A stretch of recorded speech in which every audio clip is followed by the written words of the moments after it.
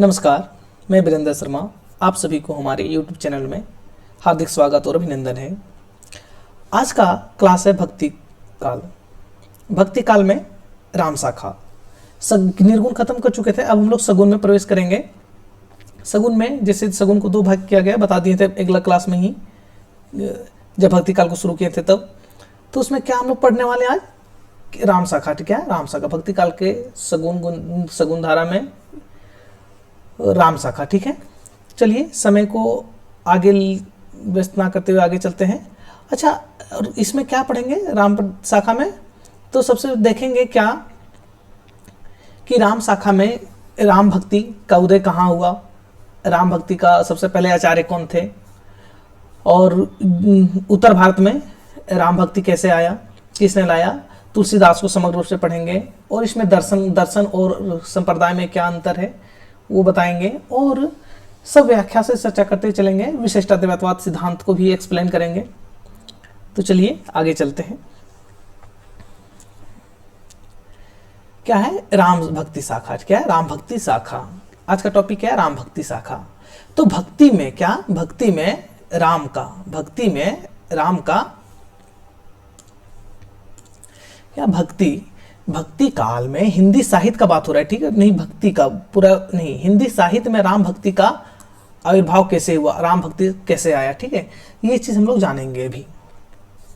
तब हम पहले बता चुके थे कि वो भक्ति शब्द का उपयोग कब हुआ था, किस पुराण में हुआ था, किस ग्रंथ में हुआ था।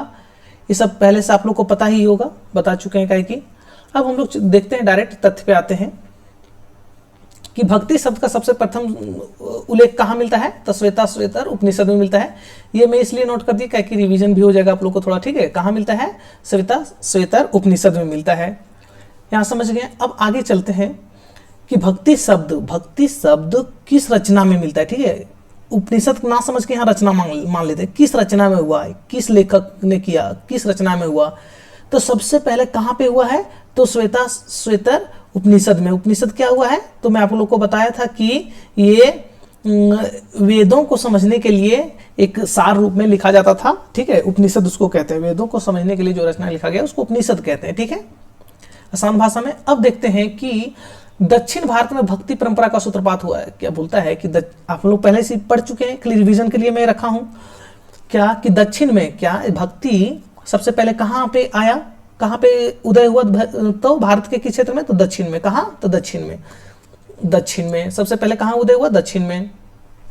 मतलब दक्षिण भारत में भक्ति परंपरा का सूत्रपात कब हो गया था? तो ईसा से कई शताब्दी पहले। मतलब ईसा जो कहते हैं, ईसाइयों में ईसा मसीह जो उनके गुरु हैं, ठीक है, भगवान है, ईश्वर है, वो ईश्वर के जन्म लेने से पहले कई शताब्दी मतलब 1-2 साल नहीं, कई 100 साल पहले। शताब्दी मतलब तो वर्ष। ठीक है, 100 साल को कहते हैं शताब्दी। तो कई 100 साल पहले हो चुका था। कहाँ? दक्षिण भारत में। शताब्दी से पहले ही प्रारंभ हो चुका था। समझ गए यहाँ तक? यहाँ पर क्या? यहाँ पर पूजा और पांचरात्र का इनका बहुत ही महत्व था। अब हम लोग किस में आ गए कि राम भक्ति शाखा में। ठीक है, तो बोलते हैं कि राम भक्ति शाखा में और भक्ति परंपरा में क्या चीज होता है? तो पूजा।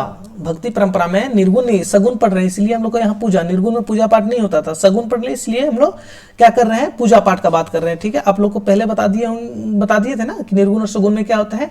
तो निर्गुण में निराकार को पूजते हैं, ना मूर्ति टूटती नहीं। और सगुन में क्या होता है? हम लोग मूर्ति को पूजते हैं। ये सब हम पहले बता चुके थे कि यहाँ पर क्या पूजा होता है। पूजा और पंचरात्र की बहुत ही महत्व क्या बोलता है? बहुत महत्व है। भक्ति राम भक्ति शाखा में यहाँ पे क्या बोल रहे हैं कि पूजा और पंचरात्र। ठीक है, पूजा करके यहाँ पे ईश्वर को खुश करते। कैसे? अपने आराध्य को कैसे खुश करते हैं? तो पूजा करके। पंचरात्र क्या है?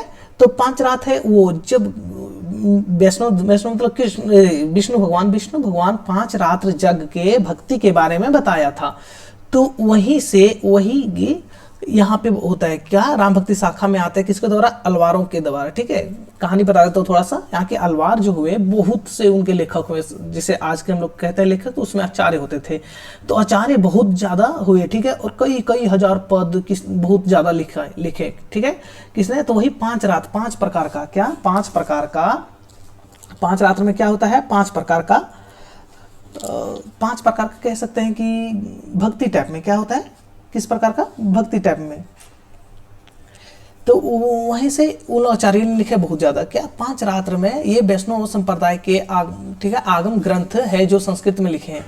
5 रात्र जो क्या लिखा, वैष्णव भक्त, वैष्णव संप्रदाय, वैष्णव संप्रदाय मतलब विष्णु को मानने वाले ने क्या आगम ग्रंथ मतलब बहुत पहले जो लिखा था, बहुत हजारों पद, वो किस भाषा में, संस्कृत में लिखा था। ठीक है, 5 रात्र का शाब्दिक अर्थ क्या था, 5 रातें, क्या 5 रातें, वही जो विष्णु भगवान ने जग के 5 रातों में बताया था धर्म के बारे में। ठीक है, यहाँ तक आप लोग समझ गए होंगे, मुझे उम्मीद है। अब आगे चलते हुए क्या, आगे चलते हैं अब। अच्छा, एक चीज और यहाँ पे शायद मैं सम्मिलित नहीं किया हूँ कि भक्ति में प्रस्थान, अच्छा चलो वो आगे बता दूंगा, कोई दिक्कत नहीं। ठीक है, हाँ, इनके अंतर्गत 200 से अधिक ग्रंथ आते हैं। क्या इनके अंतर्गत, किसके, वैष्णव संप्रदाय के अंतर्गत जो 5 रात्र में लिखने वाले, जो 5 रात्र में वैष्णव संप्रदाय ग्रंथ थे, उसमें क्या 200 से अधिक ग्रंथ आते हैं। ठीक है, जिनकी रचना तृतीय शताब्दी ईसा पूर्व, क्या ईसा पूर्व मतलब ईसा मसीह जन्म से पहले से लेकर अभी तक, क्या तब तक लेके 850 ईस्वी तक की अवधि में हुआ है। कब से, तृतीय शताब्दी पूर्व। ठीक है, जैसा मसीह जन्म लेने से 300 वर्ष पहले से 850 ईस्वी तक मिला है। ठीक है, यहाँ तक आप समझ गए होंगे। अब राम भक्ति परंपरा का विकास, ये तो मोटा मोटा समझाने के लिए था। ठीक है, अब राम भक्ति परंपरा का विकास, राम भक्ति परंपरा का विकास हम लोग देखने से पहले एक हम लोग समझेंगे क्या, भक्ति साहित्य में प्रस्थानत्रयी का स्थान। ठीक है, प्रस्थानत्रयी समझ लेंगे, भक्ति संप्रदाय में क्या प्रस्थानत्रयी समझ लेंगे। ठीक है, इसको थोड़ा सा छोटा कर दे रहा हूँ कि मैं इधर बगल में लिख भी पाऊँ, क्या प्रस्थानत्रयी। हाँ, भक्ति साहित्य में क्या प्रस्थानत्रयी,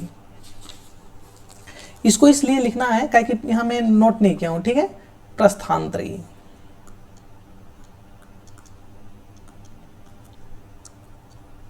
प्रस्थानत्रयी। ठीक है, प्रस्थानत्रयी क्वेश्चन आता है कि प्रस्थानत्रयी में, प्रस्थानत्रयी किसको कहते हैं या तो क्या है, तो याद रखना है आप लोग को, प्रस्थानत्रयी में 3 पुस्तकों, तीन रचनाओं पुस्तकों को शामिल किया जाता है। क्या, एक उपनिषद, उपनिषद, हाँ इदा है। ठीक है, उपनिषद, दूसरा गीता, वही गीता, भगवत पुराण गीता। ठीक है, तीसरा क्या, ब्रह्म सूत्र। ठीक है, ब्रह्म सूत्र। तो प्रस्थानत्रयी क्या होता है, प्रस्थानत्रयी जो भक्ति साहित्य में प्रस्थानत्रयी क्या चीज है, तो 3 पुस्तकों का मेल से जो निकला हुआ, इसी को फॉलो करते हैं कौन, भक्ति जो करते हैं, भक्ति करते हैं। ठीक है, उसी का ज्ञान पे मार्ग पे चलते हैं, तो वो क्या करते हैं, प्रस्थानत्रयी होता है। ठीक है, प्रस्थानत्रयी में किन से 3 पुस्तकों का है पूछता है। ठीक है, उपनिषद, गीता, ब्रह्मसूत्र, आदर रखिएगा। चलिए, समझ गए होंगे। अच्छा, आप लोग ये जानते होंगे कि भक्ति, ठीक है, भक्ति कितने प्रकार के होते हैं, या तो फिर जैसे सुने होंगे नारद भक्ति सूत्र। ठीक है, नवधा भक्ति, तो नवधा भक्ति जैसे 9 तरह का भक्ति, नारद भक्ति जैसे कि नारद भक्ति में 11 तरह का भक्ति होता है। तो नवधा भक्ति ज्यादा फेमस है, क्योंकि अभी हम लोग तुलसीदास को पढ़ेंगे। ठीक है, तो वो बता देंगे उसमें भी, लेकिन अभी सुन लो, याद आ गया। तो जो नवधा भक्ति है, नवधा 9 तरह की भक्ति, उसमें ही से ही तुलसीदास आते हैं। तुलसीदास किस श्रेणी में है, तो दास भाग की भक्ति में। ठीक है, चलिए आगे चर्चा करते हैं वो। अब हम लोग चलते हैं राम भक्ति परंपरा का विकास में। ठीक है, राम भक्ति परंपरा का विकास देखते हैं। ठीक है, राम भक्ति सर्वप्रथम उल्लेख कहाँ, राम भक्ति सर्वप्रथम उल्लेख कहाँ मिलता है, तो अलवार संतों की वाणी से मिलता है। ठीक है, वाणी से मिलता है, अलवार संतों के द्वारा राम भक्ति सर्वप्रथम उल्लेख किया गया था। ठीक है, और इनके राम भक्ति साहब किसका पूजा जाता है, तो वैष्णव धर्म का। ठीक है, वैष्णव मतलब विष्णु को। अब दक्षिण में अलवार, एक बात याद रखना कि दक्षिण में 2 तरह के भक्त हुए। ठीक है, अलवार और नल्या। ठीक है, अलवार और कौन, नायनार। ठीक है, अलवार और नायनार। तो हम लोग देखेंगे पहले, अलवार जो थे वो तो शैव मतलब शिव का भक्त, और नयनार जो थे वो विष्णु का भक्त थे। ठीक है, तो हम लोग अभी देखेंगे किसका, दक्षिण अलवार को। किसको देखेंगे, अलवार को। ठीक है, दक्षिण में, दक्षिण भारत को पढ़ रहे हैं। ठीक है, दक्षिण में ये वैष्णव धर्म को, कौन, अलवार जो थे वैष्णव धर्म को, सॉरी मैं क्या उल्टा बता दिया था, जो अलवार है वो वैष्णव धर्म को मानते हैं, नयनार शैव धर्म को मानते हैं। ठीक है, क्या अलवार में जो वैष्णव धर्म को मानते थे, अलवार लोग जो थे वो क्या वैष्णव धर्म के मानते थे। और ये अलवार कितने थे, तो 12 था। ठीक है, अलवार कितने थे, टोटल 12 थे। और इनके पदों का संकलन नलियार दिव्य प्रबंधम, इनका जो पद बहुत आचार्य 12 आचार्य थे, इसने बहुत सारा पद लिखा, ठीक है। लेकिन जो संकलन करता थे, कौन संकलन करता कौन थे? तो रंगनाथ मुनि थे, ठीक है। वो मात्र 4000 पद ही संकलन कर पाए, ठीक है। 4000 पद ही मिला, क्योंकि उसने सुनते हैं कि हजारों हजार, 10,000, 20,000, लाखों पद लिखे थे, लेकिन इसने संकलन मात्र इसलिए कर पाया क्योंकि उस समय कागज कॉपी का जमाना नहीं था। क्या था? कागज को, जैसे आज होता है ना कागज कॉपी में सब में लिख लो, उस समय ऐसा नहीं था। उसमें कैसे लिखा जाता था? तब पेड़ के ताल के पत्ते में, पेड़ के छाल में, ठीक है। तो जो जानते हैं कि कोई भी चीज रख देते हैं, छाल उल रह जाता है, तो क्या होता है? धीरे धीरे कीड़ा खा जाता है, गल जाता है, फट जाता है। ज्यादा पुराना देखते हैं हम लोग, कॉपी रख देते हैं, ज्यादा समय 20-30 साल के लिए छोड़ दो, ऑटोमेटिक फटने लगता है। तो उस समय उतना पहले से कैसे मिलेगा? तो इसीलिए क्या किया? फटने लगा, फट चिट गया, इधर उधर हो गया। तो 4000 पद ही मात्र मिला था। कितना? 4000 पद। तो किसने इसका पदक संकलन क्या, किसने किया था? रंगनाथ मुनि। क्या नाम से? तो नलियार दिव्य प्रबंधम नाम से, ठीक है। कितना पद? 4000 पद। अच्छा, 12 कौन थे? तो 12 को 12 में से 12 यदि आप लोग याद कर पाएंगे तो बहुत सुंदर है, और नहीं तो कम से कम एक कुलशेखर अलवार थे। कौन? कुलशेखर। प्रस्थांतर ये मिटा देते हैं, यहाँ यहीं पे लिख देते हैं।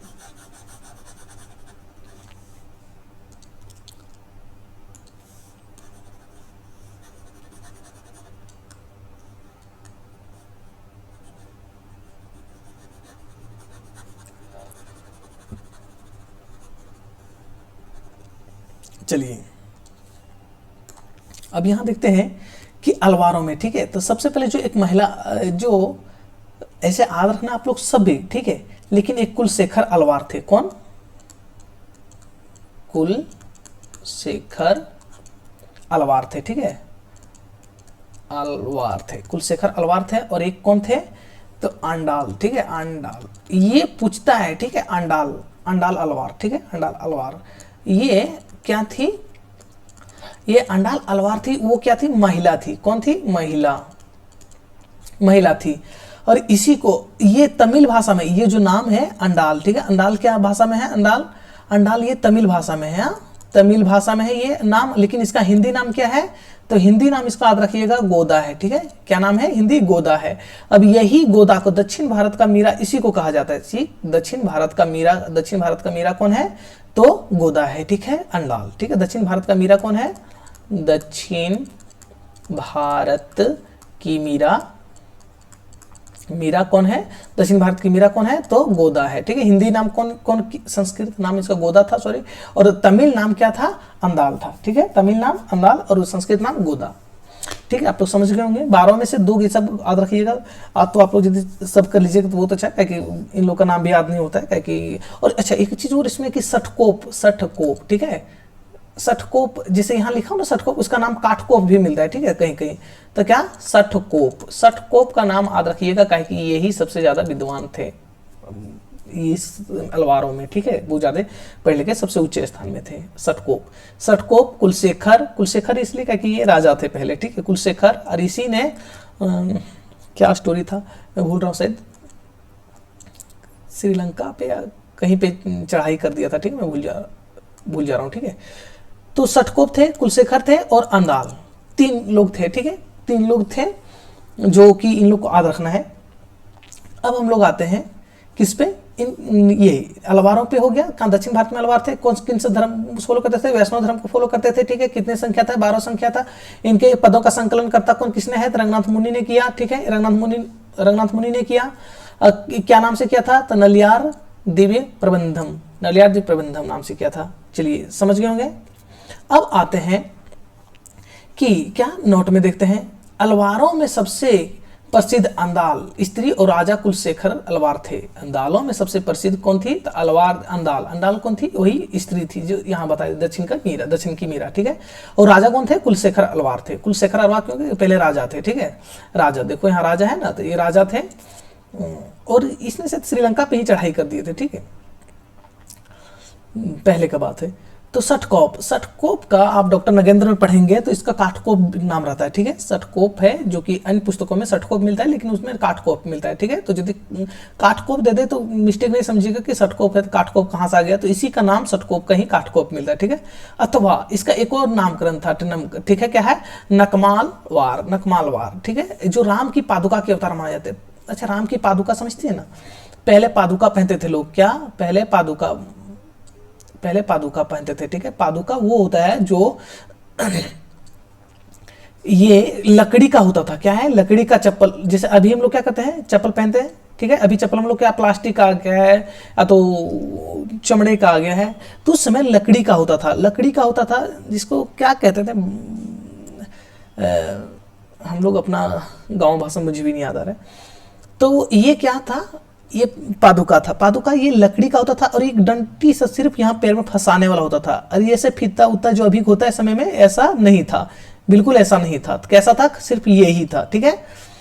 और इसी को फंसा के चलते। तो ये किस क्या है, राम के पादुका, राम के मतलब राम जो ईश्वर भगवान थे, वो भगवान के पैरों के, राम के भगवान के पैरों के चप्पल, आज की भाषा में क्या कहें, पादुका मतलब चप्पल, ठीक है, पैरों में पहनने वाला। तो वही चप्पल के अवतार माने थे, ठीक है। राम के पादुका का अवतार किसको माना जाता है, तो षटकोप को। एग्जाम में पूछेगा, ठीक है, पूछेगा, अभी तक पूछा नहीं इसलिए याद रखिएगा। इसी का नाम काटकोप है। अब हम लोग आगे चलते हैं कि जैसे बताए थे दक्षिण में दो तरफ थे, नायनार और अलवार। अलवार थे जो शैव धर्म को, सॉरी, अलवार थे जो वैष्णव धर्म को फॉलो करते थे, और नयनार जो थे, नयनार क्या करते थे, नयनार शैव धर्म को फॉलो करते थे। शैव धर्म मतलब शिव का, शंकर का आराधना करते थे। तो जो दक्षिण नयनार थे ये शैव धर्म को मानने वाले थे। कौन धर्म, शैव धर्म को, ठीक है, याद रखिएगा, शैव धर्म को मानने वाले थे। इनकी संख्या 63 मानी जाती है, इनकी संख्या 63 मानी जाती है, ठीक है। और ये तमिलनाडु से संबंधित थे। ये कहाँ से, तमिलनाडु से। जो ये नायनार कहाँ से संबंधित, तमिलनाडु से। अच्छा इसमें एक बात और, जो ये कहाँ से अलवार थे, कौन अलवार, ये अलवार शामिल थे कहाँ के, तो केरल से, ठीक है। केरल, केरल स्टेट आज का है ना, वहीं के थे। अलवार कहाँ के थे, तो केरल के थे, ठीक है, याद रह जाएगा। और नायनार कहाँ के थे, तमिलनाडु के थे, और अलवार केरल के। अब देखते हैं कि शिव के योग साधना का प्रवर्तक तथा आदि गुरु कहा जाता है शिव को। शिव मतलब वही शंकर भगवान, ठीक है। शिव को योग साधना, योग साधना आप जानते हैं कि शिव भगवान हमेशा योग मुद्रा में रहते हैं, ठीक है। तो इसका प्रवर्तक किसको माना, आदि गुरु, किसको प्रवर्तक भी और आदि गुरु। आदि में सबसे पहला गुरु, ठीक है, सबसे पहला महापुरुष जो इस बारे में बताया, तो किसने, तो शिव भगवान ने बताया था, ठीक है। तो इसलिए इसका प्रवर्तक भी शिव मानते हैं, आदि गुरु जिसको कहते हैं, ठीक है। नयनार कितने थे, 63 थे। नयनार कितने थे, 63 थे। कौन से धर्म को फॉलो करते थे, वैष्णव शैव दर्शन। और राम ये भक्ति काल का ही पढ़ रहे हैं, जैसे हम लोग सगुन भक्ति, ठीक है। और उसी में से हम लोग राम शाखा पढ़ रहे हैं। अब राम शाखा में से नयनार और अलवार कंप्लीट हो गया। तो ये बात मैं बार बार रिपीट इसलिए कर रहा हूँ कि भूल नहीं जाइएगा, ठीक है। नयनार शैव का और अलवार वैष्णव का। अब आ गया, हम लोग चलते हैं आगे, ठीक है। विशिष्टाद्वैतवाद, विशिष्टाद्वैतवाद और श्री संप्रदाय, ये संप्रदाय है और ये दर्शन है, ठीक है। क्या है, दर्शन और ये संप्रदाय, दर्शन है और ये संप्रदाय है। क्या संप्रदाय यहाँ लिखा है, दर्शन और संप्रदाय। सबसे पहले ये जानिएगा कि दर्शन और संप्रदाय होता क्या है, ठीक है। दर्शन और संप्रदाय क्या होता है, तो दर्शन और संप्रदाय यहीं पे समझा देता हूं।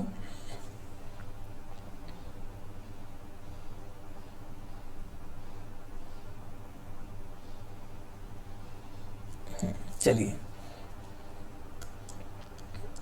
दर्शन ये है और ये संप्रदाय है। क्या है, संप्रदाय, ठीक है। दर्शन अच्छा, संप्रदाय क्या है, तो संप्रदाय वो है, ठीक है। संप्रदाय वो है, संप्रदाय मतलब विचार है। क्या है, विचार। संप्रदाय क्या है, विचार है। एक संप्रदाय विचार है। और विचार क्या है, विचार क्या है, तो इसका यहाँ से विशिष्टाद्वैतवाद समझते हैं। तो विचार है विशिष्टाद्वैतवाद। क्या है, विचार है विशिष्टाद्वैतवाद। किसके थ्रू, विशिष्टाद्वैत के थ्रू, ठीक है। इसको अभी एक्सप्लेन करेंगे, ठीक है। अभी खाली हम समझा रहे हैं दर्शन और संप्रदाय क्या चीज होता है, क्या विशिष्टाद्वैतवाद, समझ लीजिए। और विचार, दर्शन क्या है, विचार है। और जो विचार को जिस थ्रू से पूरा करते हैं, जिसके माध्यम से पूरा करते हैं, ठीक है, जिस थ्रू से पूरा करते हैं, जिसके माध्यम से पूरा करते हैं, उसको संप्रदाय कहते हैं, ठीक है। मान लेते हैं कि जैसे अभी भारत का शिक्षा व्यवस्था उतना अच्छा नहीं है अभी भी गाँव तरफ में, तो मैं एक गाँव गया, ठीक है, या तो फिर मैं ही अपना स्टोरी बताता हूँ। एक गांव में स्कूल खोले थे, ठीक है, स्कूल खोले थे हम लोग। पहले विचार आया था, विचार क्या था कि गांव में स्कूल एक भी नहीं है और सरकारी स्कूल इतना अच्छा पढ़ाई भी नहीं हो रहा है, तब बच्चों के लिए क्या करें, स्कूल खोलें। तो स्कूल खोले, तो ये हम लोग का जो विचार आया ये क्या था, दर्शन था। ये जो विचार आया कि गांव में स्कूल खोले ये क्या था, दर्शन था। लेकिन क्या सिर्फ सोच देने से हो जाता, सोच देने से हो जाएगा जी, बच्चा बच्चा पढ़ जाएगा, नहीं ना। क्या करेंगे, स्कूल खोलेंगे। क्या करेंगे, स्कूल खोलेंगे। तो ये जो विचार है क्या है, विचार, विचार को मूर्त रूप में कैसे देंगे, कैसे देंगे, मूर्त रूप में, भौतिक के रूप में कैसे लाएंगे, ठीक, उसी को कहते हैं मूर्त रूप में। क्या है, मूर्त रूप में कैसे लाएंगे, तो स्कूल खोल के, क्या, स्कूल खोल के, हाँ स्कूल खोल के, स्कूल खोल के लाएंगे, ठीक है। स्कूल खोलेंगे तब तो विद्यार्थी लोग पढ़ेगा ना, जब स्कूल खोलेंगे तो विद्यार्थी लोग पढ़ेगा। तो ये जो विचार क्या था, स्कूल खोलने का, क्या था विचार, स्कूल खोलने का, ठीक है। क्या था विचार, स्कूल खोलने का। तो जो विचार था स्कूल खोलने का, ठीक है, ये क्या हो गया, मेरा दर्शन हो गया। और जो विचार, और इसको मूर्त रूप कैसे लाए, भौतिक रूप में कैसे लाए हम, तो स्कूल खोल के बच्चों को पढ़ा के, ठीक है। तो जब स्कूल खोल के बच्चों को पढ़ाएं, ठीक है, तो ये क्या हुआ, डायरेक्ट हो गया, ठीक है, कि हम सोचे और उसको हम लागू भी कर दिए, खोल के सब व्यवस्था दे के। तो ये क्या हो गया, दर्शन हो गया, ठीक है, संप्रदाय हो गया। ये तो समझ गए, दर्शन क्या होता है, विचार होता है दर्शन, और जिस रूप में उसको पूरा करते हैं उसको कहते हैं संप्रदाय, ठीक है। हाँ, इसको क्या कहते हैं, संप्रदाय। आप लोग यहां समझ गए होंगे। क्या हो गया, स्कूल क्या हो गया, संप्रदाय हो गया, और विचार क्या हो गया, विचार स्कूल खोलेंगे वो क्या हो गया, दर्शन हो गया। अब इतना आसान से समझ गए होंगे। अब हम लोग बात करेंगे कि विशिष्टाद्वैतवाद पहले है क्या, ठीक है। तो विशिष्टाद्वैतवाद के 2-4 पॉइंट पहले देखेंगे, इसके बाद इसको एक्सप्लेन करेंगे, ठीक है, इसको विस्तार से समझेंगे। अब विशिष्टाद्वैतवाद दर्शन है, ठीक है। इसका इससे किस संप्रदाय से बल मिला, तो श्री संप्रदाय से, ठीक है, श्री संप्रदाय से बल मिला, ठीक है। इसके प्रचारक रामानुजाचार्य थे, ठीक है, रामानुजाचार्य, जिनका जन्म 1017 ईस्वी में हुआ, तमिलनाडु में हुए थे, ठीक है, रामानुजाचार्य। अच्छा, ये जो रामानुजाचार्य थे वो कहाँ के थे, तमिलनाडु के थे, ठीक है, याद रखिएगा। इस दर्शन को श्री संप्रदाय द्वारा बल मिला, श्री संप्रदाय द्वारा बल मिला, क्यों, क्योंकि ये दर्शन था, विचार था, इसको भौतिक रूप में किसने लाया, तो श्री संप्रदाय ने लाया, इसीलिए इसके थ्रू बल मिला ना। जैसे ये स्कूल हम यहाँ खोलेंगे, ठीक है, यहाँ सब बच्चे लोग अच्छा से पढ़ने लगेंगे, सब समाज का वहाँ का अच्छा विद्यार्थी होने लगे, कोई खेलकूद में, कोई दारू डकैत उस समय नहीं निकलेगा, मान लेते हैं। तो क्या होगा, सब विद्यार्थी जब पढ़ लिख जाएगा तो नाम रोशन होगा जी, होगा कि नहीं। तो वही क्या मिला, तो जब नाम रोशन होगा तो बल मिलेगा कि नहीं, इसका विचार सक्सेस होगा कि नहीं, कि स्कूल खोलेंगे, समाज पढ़ा लिखा होगा, कोई गरीब नहीं होगा, ठीक है। तो किससे कैसे पूरा हुआ, तो स्कूल खोल के। तो बल किससे मिला ये विचार को पूरा करने में, स्कूल के द्वारा मान लेते हैं, ठीक है। तो स्कूल क्या है, संप्रदाय है, तो संप्रदाय के द्वारा बल मिला। विचार क्या है, दर्शन है, तो इस संप्रदाय, इस दर्शन को बल किससे मिला, इस संप्रदाय के द्वारा, ठीक है, समझ गए। अब यहां चले, इस संप्रदाय में ईश्वर के सगुण रूप की आराधना की जाती है। इसमें क्या है, ईश्वर को सगुण रूप, सगुण रूप क्या है, जिसको हम देख सकते हैं, महसूस कर सकते हैं, छू सकते हैं, ठीक है। इसको जैसे मान लेते हैं कि राम भगवान अवतार लिए, ठीक है, राम भगवान अवतार लिए, मान लेते हैं अवतार लिए, ठीक है। अवतार लिए किसने, दशरथ के पुत्र के रूप में, ठीक, अवतार लिए।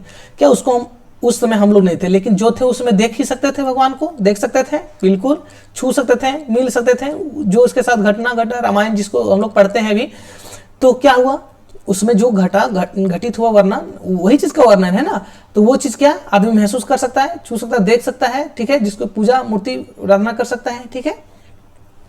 ये पहले ही बता दिया था मैं, तो अभी समझाने के लिए सगुण और निर्गुण में अंतर जानते ही होंगे।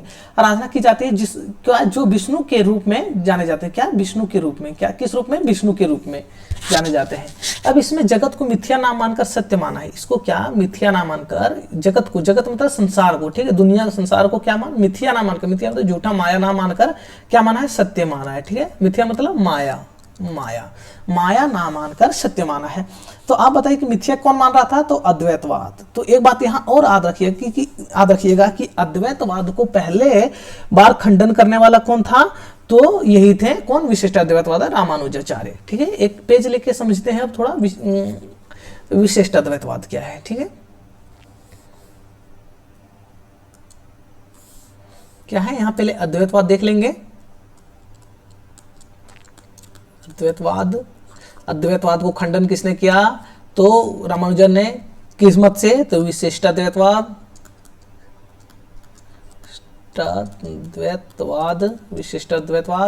विशिष्टाद्वैतवाद के बाद भी क्या आया? तो शुद्धाद्वैतवाद आया। ठीक है,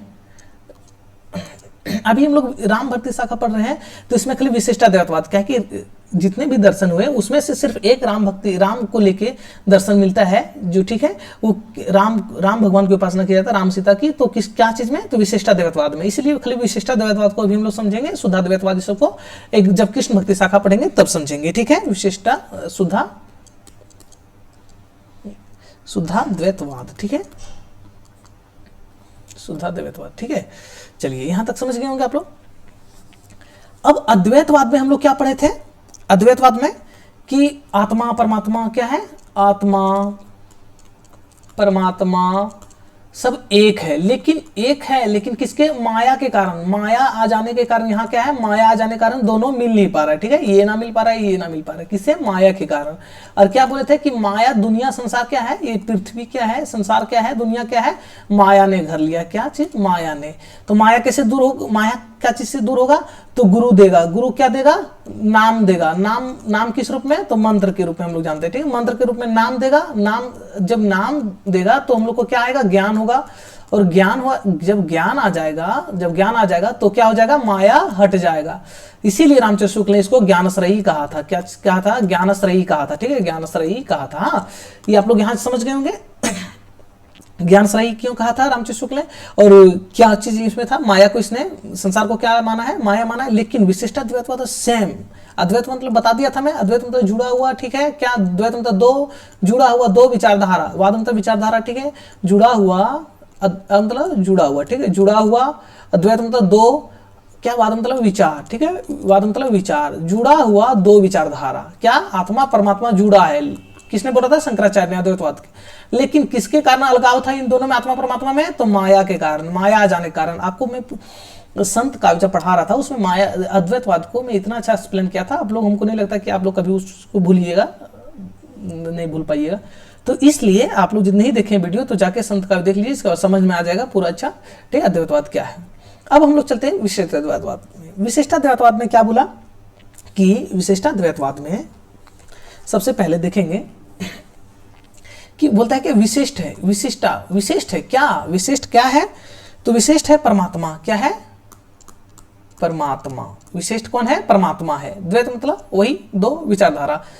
ठीक है, दो परमात्मा बोल विशिष्ट है। क्या है? परमात्मा विशिष्ट है। बोल किससे विशिष्ट है? तो मान लेते हैं जीवात्मा। जीवात्मा मतलब आत्मा या तो जीवात्मा। ठीक है, आत्मा और जीवात्मा एक ही है। ठीक है, तो आत्मा जीवात्मा से क्या है?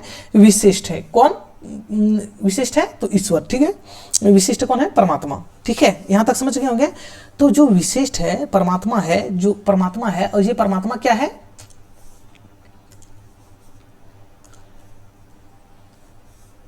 ये जो परमात्मा है, ये जो परमात्मा है, परमात्मा क्या है? विशिष्ट है। परमात्मा क्या है? विशिष्ट है। ठीक है, परमात्मा क्या है? विशिष्ट है। कैसे है? तो जीवात्मा से है। कैसे है? तो जीवात्मा से विशिष्ट है। ठीक है, कैसे है? तो जीवात्मा से विशिष्ट है। यही बोल रहा है कि इसने अलग माना है, लेकिन ये क्या बोलता है कि इसमें और इसमें कोई भेद ही नहीं है। आत्मा और परमात्मा में कोई भेद ही नहीं, लेकिन आत्मा से परमात्मा क्या है? विशिष्ट है, मतलब सर्वश्रेष्ठ है। नहीं समझ रहे हैं कि आप दोनों एक ही हैं, आत्मा परमात्मा दोनों एक है, लेकिन इससे ज्यादा अच्छा ये है, होता है ना। अब बोलते हैं शुद्धाद्वैतवाद में क्या बोलता है। शुद्धाद्वैतवाद में सिद्ध जानते हैं, शुद्धाद्वैतवाद मतलब शुद्ध अनुग्रह का बात करते हैं। कौन? अनुग्रह का बात करते हैं। अनुग्रह। ठीक है, अनुग्रह का बात करते हैं।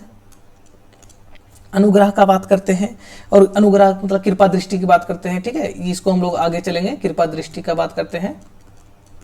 कृपा दृष्टि अनुग्रह का बात करते हैं शुद्धाद्वैतवाद में। तो समझ गए विशिष्टाद्वैतवाद क्या है। वो सिर्फ यही बोलते हैं कि बोल परमात्मा विशिष्ट है। किससे विशिष्ट है? तो आत्मा से। ठीक है, दोनों में कोई अलग नहीं है, कोई अलगाव नहीं है। ठीक है, क्या है? दोनों क्या बोलते हैं कि ब्रह्मा और जीव। क्या? ब्रह्मा और जीव। ब्रह्मा मतलब परमात्मा मान लेते हैं, और जीव मतलब आत्मा। ठीक है, तो आत्मा ब्रह्मा जीव में कोई भिन्न ही नहीं, कोई अलगाव ही नहीं है। ठीक है, किंतु जीव ब्रह्मा के अंतर्गत ही आता है। और जो ये जीव है मतलब आत्मा है, किसके अंतर्गत आता है? तो ये जीव है और ये परमात्मा है।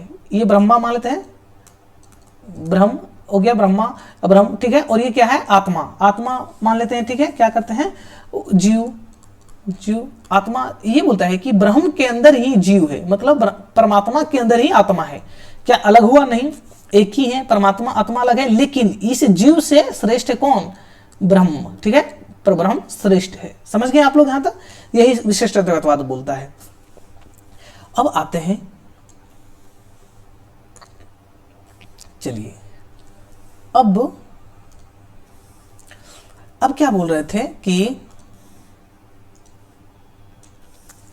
यह मानता है कि ब्रह्मा और जीव अभिन्न है, मतलब अभिन्न मतलब जो भिन्न ना हो, ठीक है, अभिन्न मतलब भिन्न ना हो। क्या है? अभिन्न मतलब भिन्न ना हो, ठीक है, अभिन्न ना हो, अलग ना हो, किंतु जीव ब्रह्मा के अंतर्गत वास करता है। जीव क्या है? जीव ब्रह्मा का, जिसे मैं बताया था ना, क्या है? जीव किसके अंदर वास, जीव है किसके अंदर वास करता है? तो ये ब्रह्मा के अंदर, ठीक है, ब्रह्मा के अंदर वास करता है। समझ गए आप लोग? जीव क्या है? ब्रह्मा के अंदर। इसमें क्या भेद है? तो इसमें भेद नहीं है, इसमें और इसमें क्या भेद है? नहीं भेद है, लेकिन इससे जीव से श्रेष्ठ कौन? परब्रह्मा, ठीक है, वही बोल रहे हैं यहाँ पे। किसके अंदर वास करता है? ब्रह्मा के अंदर वास करता है, ठीक है। अब ब्रह्मा की प्राप्ति क्या है? ब्रह्म की प्राप्ति ज्ञान से नहीं, बल्कि भक्ति सगुण रूप के आराधना करके प्राप्त किया जा सकता है। अब हम लोग देखिएगा कि निर्गुण में हम लोग पढ़ रहे थे, तो उसमें क्या बोले थे कि निर्गुण रूप से, ठीक है, जो ना निराकार हो, ना देख पाएंगे, ना महसूस कर पाएंगे, ना सुन सके, ठीक है, उस चीज को हम लोग निर्गुण से, और निर्गुण को हम लोग वहाँ निर्गुण में पढ़ते संतों और सूफियों में। लेकिन यही राम भक्ति कृष्ण भक्ति शाखा में क्या होता है? कैसे ब्रह्म को प्राप्ति, कैसे ब्रह्म मतलब ईश्वर मान लेते हैं, ठीक, परब्रह्म ईश्वर, ठीक, ईश्वर को प्राप्ति कैसे करेंगे? तो भक्ति रूप में, भक्ति क्या? सगुण रूप है, सगुण मतलब वही मूर्ति पूजा विधान, ठीक है, नाम स्मरण करके, ये सब नाम क्या? नाम माला जपने से, ठीक है, वो मंत्र सूफियों वाला नहीं, संतों वाला नहीं, सगुण रूप में आराधना करेंगे तब ईश्वर हमें प्राप्त होगा। अब इसमें दास भाव से भक्ति की जाती है, दास भाव से, वही जो बताया था ना, दास से भाव, तो ये नवधा भक्ति का ही भाग है, ठीक है। क्या है? नवधा भक्ति, ठीक है, नवधा भक्ति मतलब नवधा मतलब नौ तरह की भक्ति। क्या? नौ तरह की भक्ति से प्राप्त किया जाता है। तो 9 तरह की भक्ति कौन कौन है? तो श्रवण भक्ति मान लेते हैं, एक क्या है? श्रवण भक्ति। दूसरा क्या है? कीर्तन भक्ति, कीर्तन। तीसरा क्या है? स्मरण भक्ति, स्मरण। क्या है? स्मरण भक्ति। चौथा क्या है? तो पाद सेवन भक्ति। पांचवा क्या है? ये मैं लिख दे रहा हूं ताकि आप लोग समझ जाइएगा, नहीं तो मुझे पहले बहुत दिक्कत हो रहा था कि नवधा भक्ति समझ में नहीं आता था। तो मैं जब डिटेल में पढ़ा, सर से भी पूछा था, तो हमको पता चला कि नवधा मतलब 9 तरह का भक्ति होता था। क्या? श्रवण भक्ति, कीर्तन भक्ति, स्मरण भक्ति, पाद सेवन भक्ति, अर्चना भक्ति, ठीक, अर्चना भक्ति, वंदना भक्ति। छठा क्या है? वंदना भक्ति, ठीक है। और 7वां क्या है? तो 7वां है दास्य भक्ति, ठीक है। तो यही जो दास भक्ति है, यही भक्ति कहाँ मिलता है? विशिष्ट अद्वैतवाद में। दास मतलब दास भाव से, जिसे तुलसीदास ने राम के क्या दास भक्ति से भावना से किया है ना। दास मतलब हे ईश्वर, हम आपके दास हैं, ठीक है, आप हम पे कृपा करें, मैं आपका सेवा कर रहा हूँ दास के रूप में, ठीक है। आप लोग समझ गए दास भक्ति क्या है। अब 8वां है, ये आप लोग जितना साइड में मैं लिखता हूँ, ठीक है, जो बनाता हूँ, उसको आप कोशिश कीजिएगा कि कॉपी में भी नोट करते चलिएगा, इससे कि आगे उस चीज देखिएगा तो याद रहेगा, ठीक है। वो सख्य भक्ति। क्या है? सख्य भक्ति, जो सखा जिसको कहते हैं ना, सख्य भक्ति। 9वां लास्ट में है आत्मनिवेदन। क्या है? आत्मनिवेदन। चलिए, आत्मनिवेदन क्या है? आत्मनिवेदन, ठीक है, आत्मनिवेदन। तो ये जो क्या है? श्रवण भक्ति सुन के, ठीक है, कीर्तन करके भक्ति करना, स्मरण आदि करके भक्ति करना, पाद सेवन, ठीक है, सेवा करना, ठीक है, अपने गुरुजनों के। और अर्चना कहते हैं ना, कीर्तन अर्चना करना, ठीक है, और वंदना करना, ठीक है, वंदना करना, कुछ मांग के मंत्र पढ़ के, ठीक है। दास भक्ति से सेवा करना, ठीक है। सख्य भक्ति, सखा दोस्त मान के सेवा करना। आत्मनिवेदन, अपने अंदर के आत्मा से निवेदन करना, ठीक, आत्मनिवेदन हो गया। समझ गए 9 तरह का भक्ति कैसे कौन कौन से 9 भक्ति है? तो श्रवण भक्ति है, कीर्तन भक्ति है, स्मरण भक्ति है, पाद सेवन भक्ति है, अर्चना भक्ति है, थी वंदना भक्ति है, दास भक्ति, सख्य भक्ति और आत्मनिवेदन, ठीक है। आप लोग याद हो गया होगा, याद कर लीजिएगा। नवधा भक्ति, ठीक है। नवधा भक्ति क्या है? नवधा भक्ति अब इसमें देखिएगा, इसमें दास भाव की भक्ति की जाती थी। तो यदि क्वेश्चन पूछ दे कि विशिष्टाद्वैतवाद में किस भाव की भक्ति था, तो किस तरह का भक्ति था, तो दास भाव की भक्ति था। ठीक है, याद रखिएगा। जीव ब्रह्मा की संबंध शेष शेषी के रूप में है। अच्छा, ये जो शेष शेषी है ये बहुत इंपॉर्टेंट, ठीक है, आप लोग को समझने।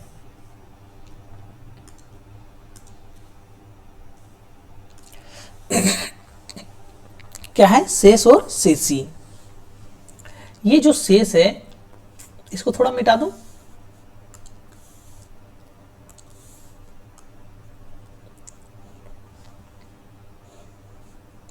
हाँ चलिए, इतना आप रहने देते हैं, देख लीजिएगा। हाँ, ये जो शेष और शेषी बात हो रहा है, क्या शेष और शेषी? शेष मतलब क्या होता है? शेष मतलब कलर चेंज नहीं होगा।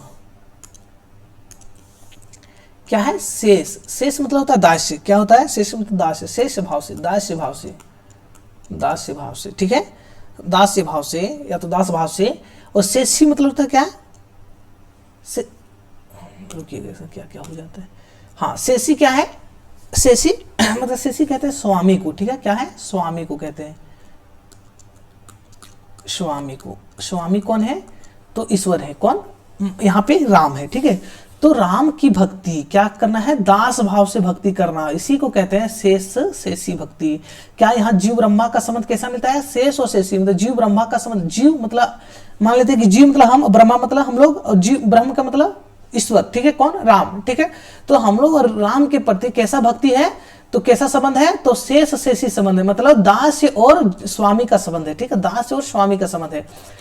तो दास और स्वामी का संबंध किस संप्रदाय में आता है, किस दर्शन में? तो विशिष्टाद्वैतवाद में आता है। समझ आइएगा यहाँ तक कि जीव और ब्रह्मा का संबंध कैसा है? तो शेष शेषी मतलब दास और स्वामी का संबंध है। शेष मतलब दास और शेषी मतलब स्वामी। यहाँ तक समझ गए? जैसे दास कौन थे? दास भाव से कौन भक्ति किए हैं? तो तुलसी की है ना, तुलसीदास। तुलसीदास का जो भक्ति भाव है, कैसा भक्ति भाव? तुलसीदास की भक्ति भाव, भक्ति भाव कैसा भक्ति भाव था? तो दास्य भक्ति भाव था। समझ गए? और स्वामी को, वो शेषी कौन थे? तो स्वामी थे, स्वामी राम थे उनके शेषी, ठीक है, आप समझ गए? ये अभी तक एग्जाम में पूछा नहीं गया है, ठीक है, तो इसको आप ध्यान में रखिएगा, शेष शेषी, ठीक है। शेष मतलब क्या होता है? दास्य, और शेषी मतलब स्वामी। चलिए, अब हम लोग बात करेंगे कि जो श्री संप्रदाय, कौन? श्री संप्रदाय, यही जो दर्शन को, विशिष्टाद्वैतवाद दर्शन को बल मिला जिस संप्रदाय के द्वारा, वो श्री संप्रदाय। श्री संप्रदाय किसने प्रवर्तन किया? उनके गुरु कर्म, ठीक है, गुरु कर्म, इसका देखेंगे हम लोग, गुरु कर्म देखेंगे। अच्छा, एक चीज और इसमें याद रखिए कि वैष्णव भक्ति जो हम लोग पढ़ते हैं, वैष्णव भक्ति, उसका आधार पुस्तक क्या है? तो भागवत महापुराण है। क्या है? भागवत महापुराण है, याद रह जाएगा। अब हम लोग देखते हैं कि श्री संप्रदाय के, तो श्री संप्रदाय, याद रखिए, श्री संप्रदाय के आदि गुरु कहे जाते हैं रंगनाथ मुनि। कौन? रंगनाथ मुनि। कौन कहे जाते हैं? रंगनाथ मुनि, ठीक है, रंगनाथ मुनि आदि गुरु हैं। इसके बाद रंगनाथ मुनि के बाद हुए पुंडीनाथ, इसके बाद कौन हुए? राम मिश्र, इसके बाद अमुनाचार्य, ठीक है, अमुनाचार्य, फिर रामानुजाचार्य। तो याद रखिए, रामानुजा कितने नंबर में है? 1 2 3 4 5। कितने नंबर में है? तो 5 नंबर में है। रामानुजा कितने नंबर में? श्री संप्रदाय के कितने नंबर में? ये पूछ देगा नंबर सिस्टम, ठीक है। श्री संप्रदाय में रामानुजा कितने नंबर के गुरु हैं, आचार्य कह सकते हैं। तो कितना? यह 5 नंबर का। कितने नंबर का है? तो 5 नंबर का, याद रह जाएगा। रामानुजा से पहले श्री संप्रदाय में कौन कौन हुए गुरु उनके? तो रंगनाथ मुनि, यही रंगनाथ मुनि जो उसने 4000 पदों का संकलन किया था, किसका? अलवारों का। इसके बाद रंगनाथ मुनि के बाद पुंडीनाथ, इसके बाद राम मिश्र, इसके बाद अमुनाचार्य, इसके बाद रामानुजाचार्य लास्ट में, ठीक है। देखिए यहाँ भी नलियाद द्वीप प्रबंधन का संकलन सबसे पहले रंगनाथ मुनि ने किया था। किसने? रंगनाथ मुनि ने किया था। कितने? 824 ईस्वी में। कितने? 824 ईस्वी में किया था। 824, डेट नहीं याद रहेगा, कोई दिक्कत नहीं, लेकिन किसने किया था, क्या नाम से किया था, याद रहेगा। नलियाद द्वीप प्रबंधन का संकलन किया था किसने? रंगनाथ मुनि ने, ठीक है, अलवारों का। अब यहाँ देखते हैं जो अब यहाँ देखते हैं क्या, गुरु परंपरा, ठीक है, क्या है। एक इसी तरह गुरु परंपरा आता है कि राघवानंद का रामानंद, रामानंद का अनंतानंद का कृष्ण पहरे का अग्रदास का नाभादास। और इसी में इसको इस तरह ना समझा के गुरु शिष्य परंपरा में एक अलग पेज में लेके बात करते हैं। चलिए दूसरा पेज लेना पड़ेगा। हाँ चलिए, क्या चीज करते हैं, गुरु और इधर शिष्य। हाँ शिष्य, गुरु इधर है और इधर शिष्य है, गुरु इधर है और इधर शिष्य है। तो क्या था पहले,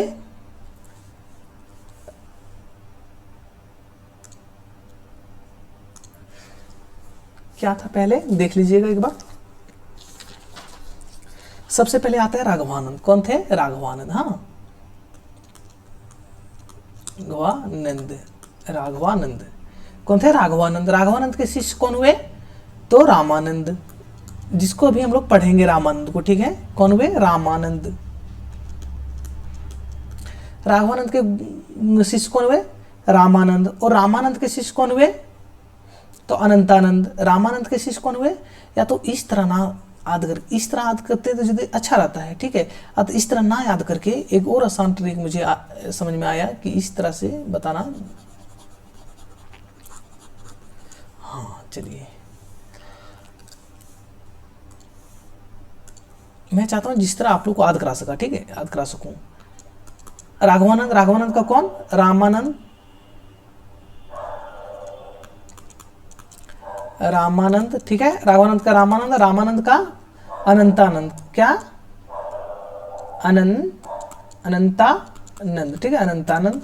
अनंतानंद और अनंतानंद का कौन, तो अनंतानंद को याद रखिएगा कि अनंतानंद का कृष्ण बिहारी।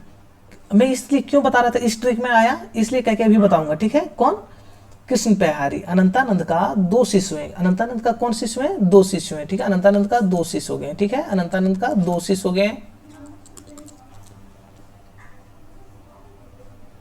अनंतानंद का 2 शिष्य हो गए। तो एक थे कृष्ण बिहारी। क्या थे, कृष्ण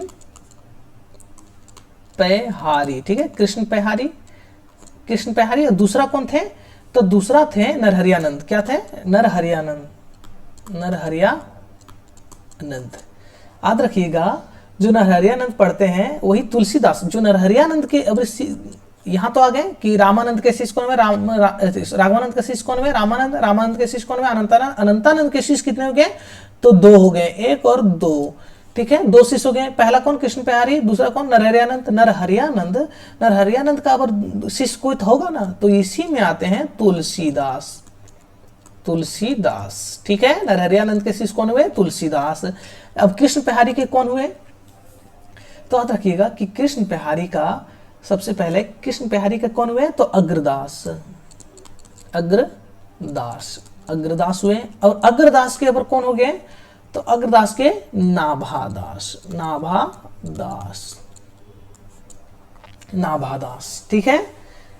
अब यहां तक याद रह जाएगा कि कैसे।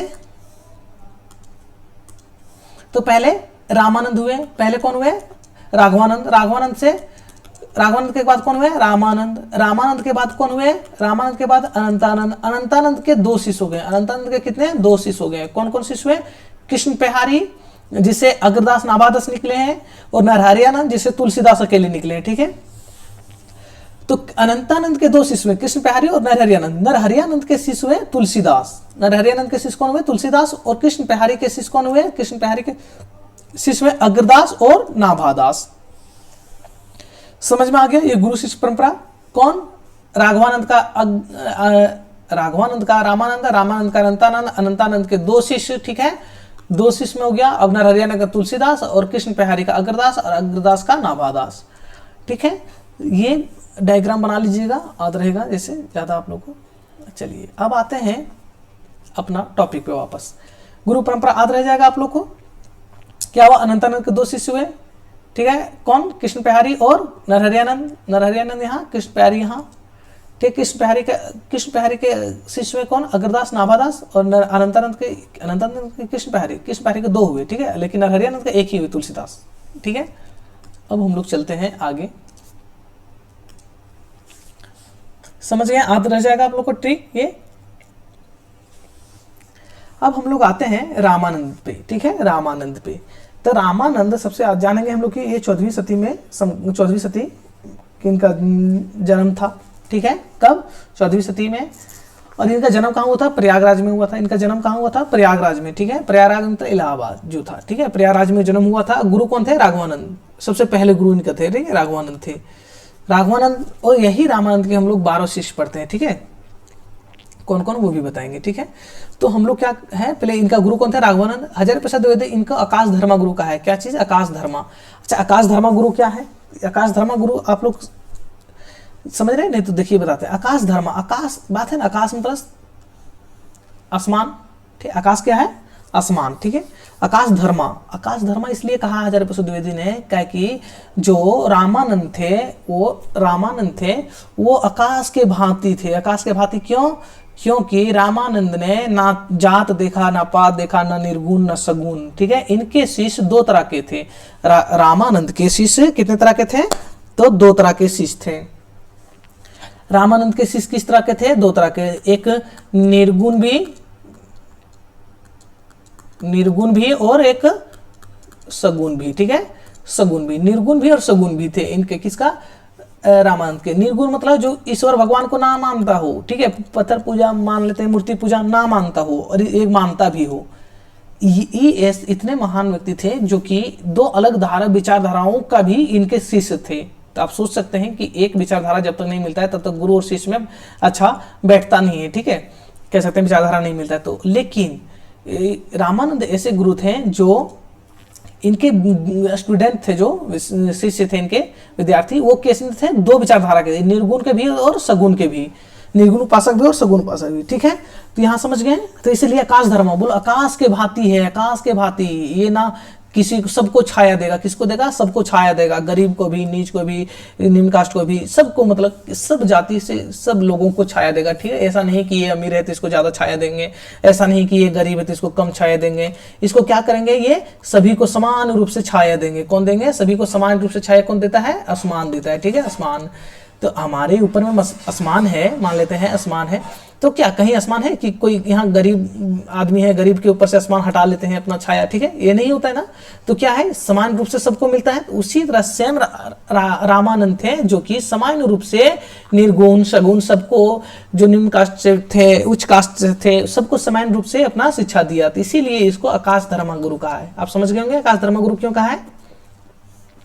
इनके विषय में कबीरदास कहते हैं, कौन? कबीरदास कहते हैं, भक्ति द्रविड़ उपजी लाए रामानंद, ठीक है। अच्छा, अब यहां याद रखिएगा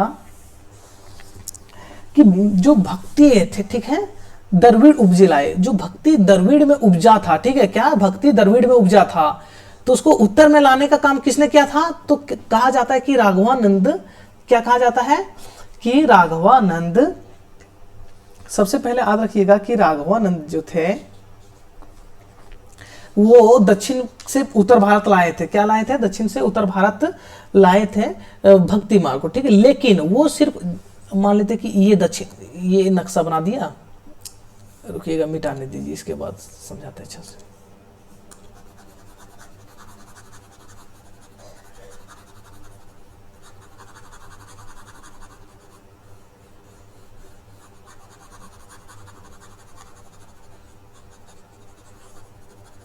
हाँ चलिए देखिए,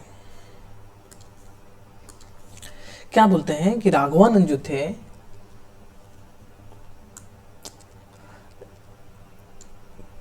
मिस्टेक हो गया फिर से, चलिए छोड़िए हटाइए, यहाँ समझ लीजिए। ये नक्शा बन गया, क्या हुआ? भारत का नक्शा, ठीक है। आधा नक्शा क्यों बनाया? कि हमको दक्षिण उत्तर भारत में समझाना था। ये जो दक्षिण भाग है, ठीक है, दक्षिण भाग, इतना इतना क्या कहते हैं हम लोग? दक्षिण कहते हैं इसको, ठीक है। तो जो यहाँ क्या थे, इधर से इधर भक्ति कौन, इधर जो चल रहा था भक्ति, वो राघवानंद ने सबसे पहले उत्तर कौन? भारत, जो इधर का भारत उत्तर कहा जाता है, ठीक है, इधर से इधर। अब इधर से भक्ति को उत्तर भारत की ओर लाया कौन? कहा जाता है कि राघवानंद ने, ठीक है, राघवानंद ने उत्तर भारत में लाया, दक्षिण से उत्तर भारत में लाया। लेकिन ये सिर्फ लाया, लेकिन प्रचार नहीं कर पाया। आप जानते हैं कि कोई भी चीज में जब तक मार्केटिंग प्रचार नहीं होता है तब तो लोग जानते नहीं है, ठीक है, जब तो फैलता नहीं है। तो ये जो फैलाने का काम किसने किया? तो यही रामानंद ने काम किया। किसने? उत्तर भारत में पूरा फैलाने का काम किसने किया था? तो रामानंद ने किया था। किसने किया था? रामानंद। लेकिन दक्षिण से उत्तर लाने का काम किसने किया था?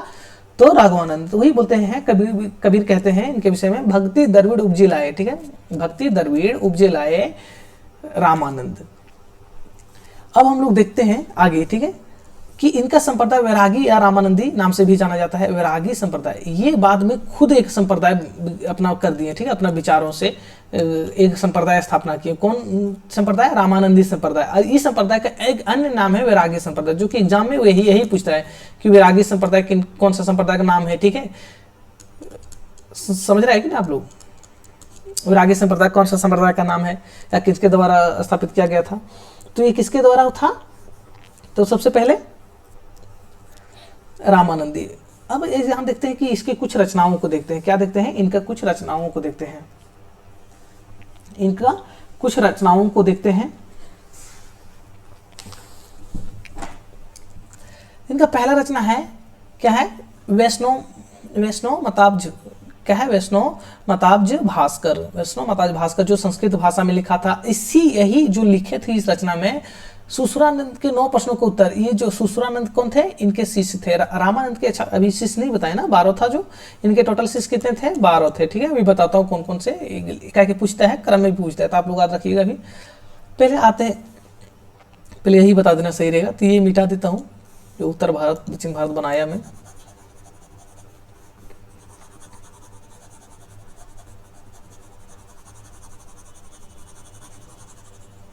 हाँ चलिए, इनका क्या थे? 12 शिष्य थे। कि क्या क्या शिष्य थे?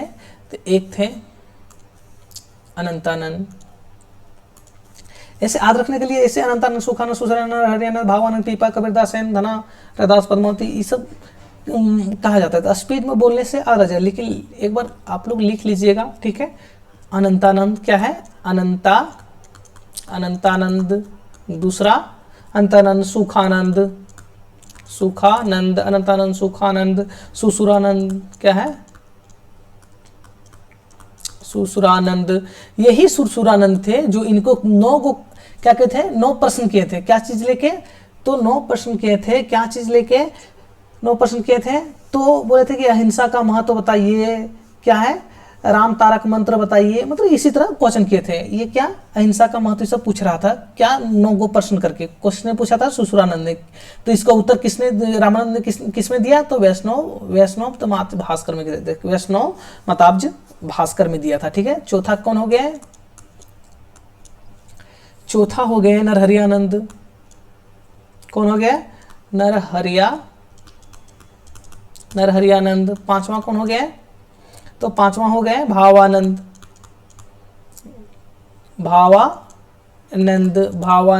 छठा हो गया पीपा। सातवां हो गया कबीर।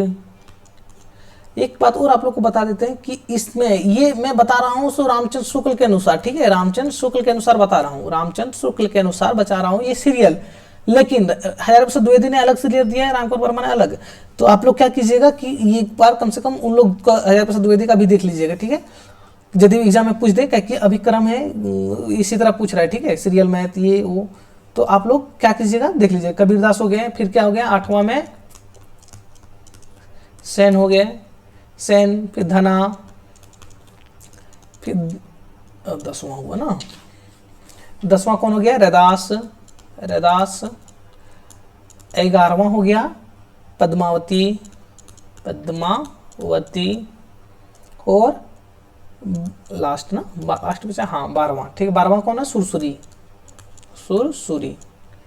क्या था? सुरसरी था, सॉरी सुरसरी, हाँ सुरसरी। तो कितने हुए रामानंद के शिष्य? टोटल 12 हुए। 12 कौन कौन थे? अनंतानंद, सुखानंद, सुसुरानंद, हरियानंद, भावानंद, पीपा, कबीर, धैन, सना, ठीक है। ये सब याद रखिएगा, स्पीड में बोलते हैं। देखिए अनंतानंद, सुखानंद, सुसुरानंद, हरियानंद, भावानंद, पीपा, कबीर, सेन, धना, रैदास, सुरसरी, ठीक है। ये सब याद कर लीजिएगा, कम से कम एक चुटका बना के, ठीक है, और पैकेट में रखिएगा, कहीं जाइएगा तो देख लीजिएगा, फिर निकाल के फिर देख लीजिएगा। 4-10 बार खाली देखने के बाद ध्यान से याद हो जाएगा, ठीक है। और याद नहीं करा, कम से कम जान रहे हैं कौन कौन शिशुवासो, ये तो नाम याद ही रख सकते हैं आप लोग। इनको यही जो सुसुरानंद थे, इसने 9 क्वेश्चन किया था। क्या चीज को लेकर 9 क्वेश्चन किया था? तो अहिंसा भाव के लेके, ठीक है, अहिंसा भाव के लेके, और राम तारक मंत्र लेके, राम के मंत्र लेके। और यही फिर से यहाँ बता रहा हूँ कि यही रामानंद वही रामानंद है जिसने हम लोग जो हनुमान आरती करते हैं, कौन हनुमान आरती करते हैं? आरती कीजिए हनुमान लला की, दुष्ट दलन रघुनाथ कला की। ये जो आरती करते हैं हनुमान जी का, ये इसी ने लिखा था। किसने लिखा था? रामानंद ने। तो जो हनुमान आरती हम लोग करते हैं, आरती कीजिए हनुमान लला की, क्या? आरती कीजिए जय हनुमान लला की, किसने लिखा था? ये तो रामानंद ने लिखा था। ठीक है, तो याद रह जाएगा ये पंक्ति किनका है? ये कौन लिखा था? हनुमान जी की जो आरती करते किसने लिखा था? रामानंद ने लिखा था। ठीक है, अब यहाँ जो दूसरा में है श्री रामाचरण पद्धति। ये जो श्री रामाचरण पद्धति, ये बहुत फेमस रचना है। ठीक है, ये और ये तो बहुत फेमस है।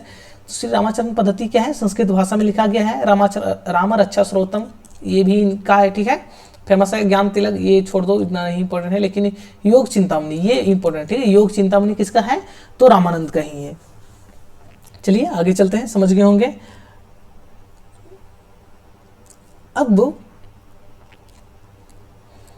अब तुलसीदास पे आते हैं। ठीक है, तुलसीदास आने से पहले आप लोग वो समझ ही गए, पहले राघवानंद ने उत्तर भारत में भक्ति राम भक्ति लाया, परिवर्तन किया। ठीक है, लेकिन वो फैला नहीं पाए, तो कौन फैलाया था? तो रामानंद ने फैलाया। यहाँ तक समझ में आ गया था। रामानंद 14वीं शताब्दी में वर्तमान थे, वो बता ही दिया सब चीज़। ठीक है, अब हम लोग चलते हैं। अच्छा, एक और रचना इनका है आनंद भाष्य करके। ठीक है, किनका है? एक और रचना इनका क्या है? 6 नंबर में लिख लेते हैं, आनंद भाष्य। क्या है? आनंद भाष्य। क्या है? आनंद भाष्य करके। हाँ, भाष्य, आनंद भाष्य भाषा है। ठीक है, आनंद भाष्य करके इनके एक रचना और है। ठीक है, अब आते हैं तुलसीदास पे। तो तुलसीदास क्या है? तुलसीदास का जन्म याद रखिएगा और मृत्यु भी याद रखिएगा। ठीक है, तुलसीदास का जन्म 1532 ईस्वी में, कितना? 1532 ईस्वी में, और मृत्यु 1623 ईस्वी में हुआ है। ठीक है, 1532 में, 1623 में मृत्यु हुआ। तो याद रखिएगा कितना जन्म? 1532 ईस्वी में। पिता का नाम तो आत्माराम, पिता का नाम आत्माराम दुबे था। ठीक है, दुबे, आत्माराम दुबे। और माता क्या? हुलसी देवी। क्या था? हुलसी देवी। माता, पिता और पत्नी सबका नाम आदि रखिएगा आप लोग। तो पिता कौन थे? आत्माराम दुबे। माता हुलसी देवी। पत्नी कौन थी? तो रत्नावली। पत्नी कौन थी? रत्नावली। वो इन्हीं के कटु वचन सुन के क्या करते हैं? इन्हीं के कटु वचन सुन के तुलसीदास जी ने, इन्हीं के कटु वचन सुन के तुलसीदास जी ने घर द्वार सब त्याग दिया था, पत्नी को यहाँ तक भी त्याग दिया था। ठीक है, क्या कि अब तुलसीदास जी का इन्हीं के दो लाइन पढ़ के सुना ही देता हूँ। रत्नावली, तुलसीदास बहुत कामुक प्रवृत्ति के पहले, ठीक है, जब ये तुलसीदास आचार्य महान नहीं बने थे, उससे पहले बात कर रहा हूँ, बहुत कामुक व्यक्ति थे। ठीक है, और कामुक व्यक्ति और प्रेम भी कह सकते हैं, पत्नी के बहुत थी। रत्नावली के बगैर रह ही नहीं पाते थे। क्या? रत्नावली के बगैर ये नहीं रह पाते थे। तो क्या रत्नावली चल गई थी अपने पापा के घर। ठीक है, क्या कहते हैं उसको? मायका। चल गई थी वहीं पे मायके। अब वहां गई तो क्या तुलसीदास जी इनको अब रह ही नहीं पाए, क्या छोड़ के, तो बोले कि ये अब यही ससुराल चले। तुलसीदास कहाँ चल गए? ससुराल चल गए रत्नावली के लिए। ठीक है, रत्नावली बोली कि आज आप तो अभी आ गए तुरंत, हम तो अभी आए थे। बोल नहीं, चलो, बोल नहीं रहा जाता है। इसी तरह नॉर्मल भाषा बता रहा हूँ। ठीक है, तो क्या हुआ? रत्नावली को लेने आ गए। तो रत्नावली वही बोले कि आप बोल जितना आप हम पे ध्यान दे रही हैं, कितना? रत्नावली बोली कि जितना आप हम पे ध्यान दे रही हैं, इतना यदि आप भगवान राम के प्रति, अपने राधे के प्रति ध्यान देते हैं, तो आप ऐसा नौबत नहीं आता है जो आप चरम देह के लिए ऐसे व्याकुल होते हैं। तो ये तुलसीदास को बड़ा अंदर से हट कर गया। तुलसीदास को क्या हो गया? ये बड़ा अंदर से हट कर गया। ठीक है, तो उसी दिन से, और ये रत्नावली के पास स्टोरी कहानी मिलता है कि बहुत व्याकुल तरह से चल गए थे। ठीक है, इसी तरह घर उर फांद के चल गए थे। ठीक है, तो उतना डिटेल में ना जाते हुए मानस का हंस आप लोग पढ़िएगा, उसमें सारा चीज मिलता है। तो क्या है, तुलसीदास रत्नावली पास गई। रत्नावली बोली कि आप जो इतना चरम शरीर के लिए कर रहे हैं, तो आप यदि इतना भगवान पे ध्यान देते तो आप महान बन जाते। तो तुलसीदास को ये बात क्या लग गया? बड़ा बुरा लग गया। भाई कोई जाएगा किसी के लिए व्याकुल है कि कोई जाएगा उसको प्रेम से लाने के लिए, दो बात बोलने के लिए, मिलने के लिए। तो क्या कर दिया इसने? डांट के बोल दिया ये बात। अरे इसको क्या, तुलसीदास को क्या कर गया? हट कर गया। ठीक है, लग गया दिल में। इसने उसी समय से त्याग दिया। क्या त्याग दिया? सब कुछ उस दुनिया सब त्याग दिया। रत्नावली अपनी बीवी जो इतना प्रेम करते थे उसको भी त्याग दिए और आ गए कहाँ? काशी। ठीक है, काशी आ गए। और रत्नावली रत्नावली बाद में बहुत ज़्यादा समझाए आए बुलाने के लिए, लेकिन नहीं नहीं बहुत तरह से। तो तब रत्नावली से क्या कहा था, तो वही 2 पंक्ति मैं सुना देता हूँ, ठीक है। लाज ना, क्या है, लाज ना लागत आपको दौरे आहो साथ, मतलब लाज नहीं लग रहा है आपको जो दौड़ के आ गए तुरंत साथ में। धिक धिक ऐसे प्रेम को कहाँ कहूँ मैं नाथ, बोलते धिक धिक बोल, धिक धिक बोल, छी छी तुम्हारा ये प्रेम कहाँ कहूँ मैं नाथ, ठीक है। बोल अस्थि चरम मैं देह, क्या बोलता है, अस्थि मतलब ये शरीर, चरम मैं देह, सब क्या है, क्या बोलता है कि अस्थि चरम मैं देह ममता है जैसी प्रीति, बोलिए इस देश चरे शरीर में आपको इतना प्रीति है, जैसे बोल तैसी जे श्री राम मही होत ना तो भवभीति, मतलब ऐसा यदि आप ध्यान राम के प्रति लगाते तो ये आपका बोलबाला दुनिया संसार में सब जगह रहता।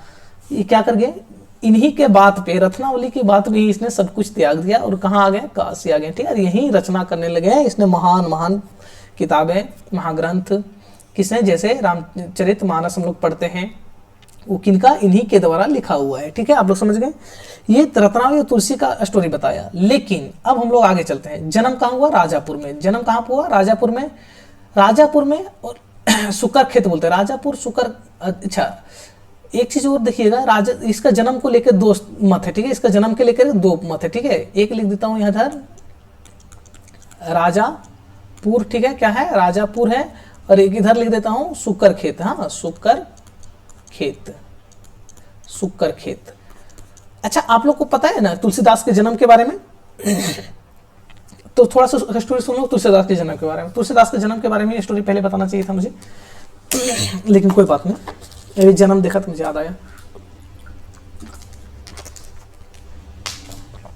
हाँ सुनिए, तुलसीदास जी जिस आत्माराम दुबे के यहाँ घर में हुए, ठीक है। तो तुलसीदास बड़ा खराब नक्षत्र में पैदा हुए थे। नक्षत्र उस समय के जमाना था तो नक्षत्र उच्छत्र मानते हैं, आज भी कोई कोई नक्षत्र मानते हैं। तब तुलसीदास जब हुए थे, तुलसीदास जब हुए थे, उसमें तुलसीदास जब हुए थे उसी समय मुंह में क्या, मुंह में दांत उत हो गया था। दांत उत मतलब बाल बाल, लंबा लंबा बाल, क्या लंबा लंबा बाल और दांत हुआ था। आप सोच सकते हैं कि कोई व्यक्ति जन्म लेते हुए दांत निकल जाए, जन्म लेते हुए दांत निकल जाए, लंबा लंबा बाल आ जाए, तो कोई भी व्यक्ति मतलब विचलित हो सकता है, ठीक है। और उस जमाना में रहे लोग राक्षसी बोल दिए होंगे, हो भी सकता है। तो क्या कर दिए, इनके पापा बड़ा ज्योतिषी थे, बहुत बड़ा ज्योतिषी। जब हुआ ये जिस नक्षत्र में, उसके पापा देखें क्या, पतरा, उसमें पत्थर होता था, पतरा, पतरा ही कहते हैं हम लोग ऐसे लोकल में पतरा ही कहते हैं, ठीक है। कि पंडित जी जो देखता है पत्र, जिसको कहते हैं पतरा, वो देखे तो उसमें पता चला कि ये बहुत खराब नक्षत्र है, ठीक है। इस नक्षत्र में जो बालक जन्म लेता है वो क्या करता है, माता पिता को खा जाता है, खा जाता मतलब मर जाता है। इनका किसके काम ये सोचना था, आत्माराम दुबे का सोचना था, ठीक है।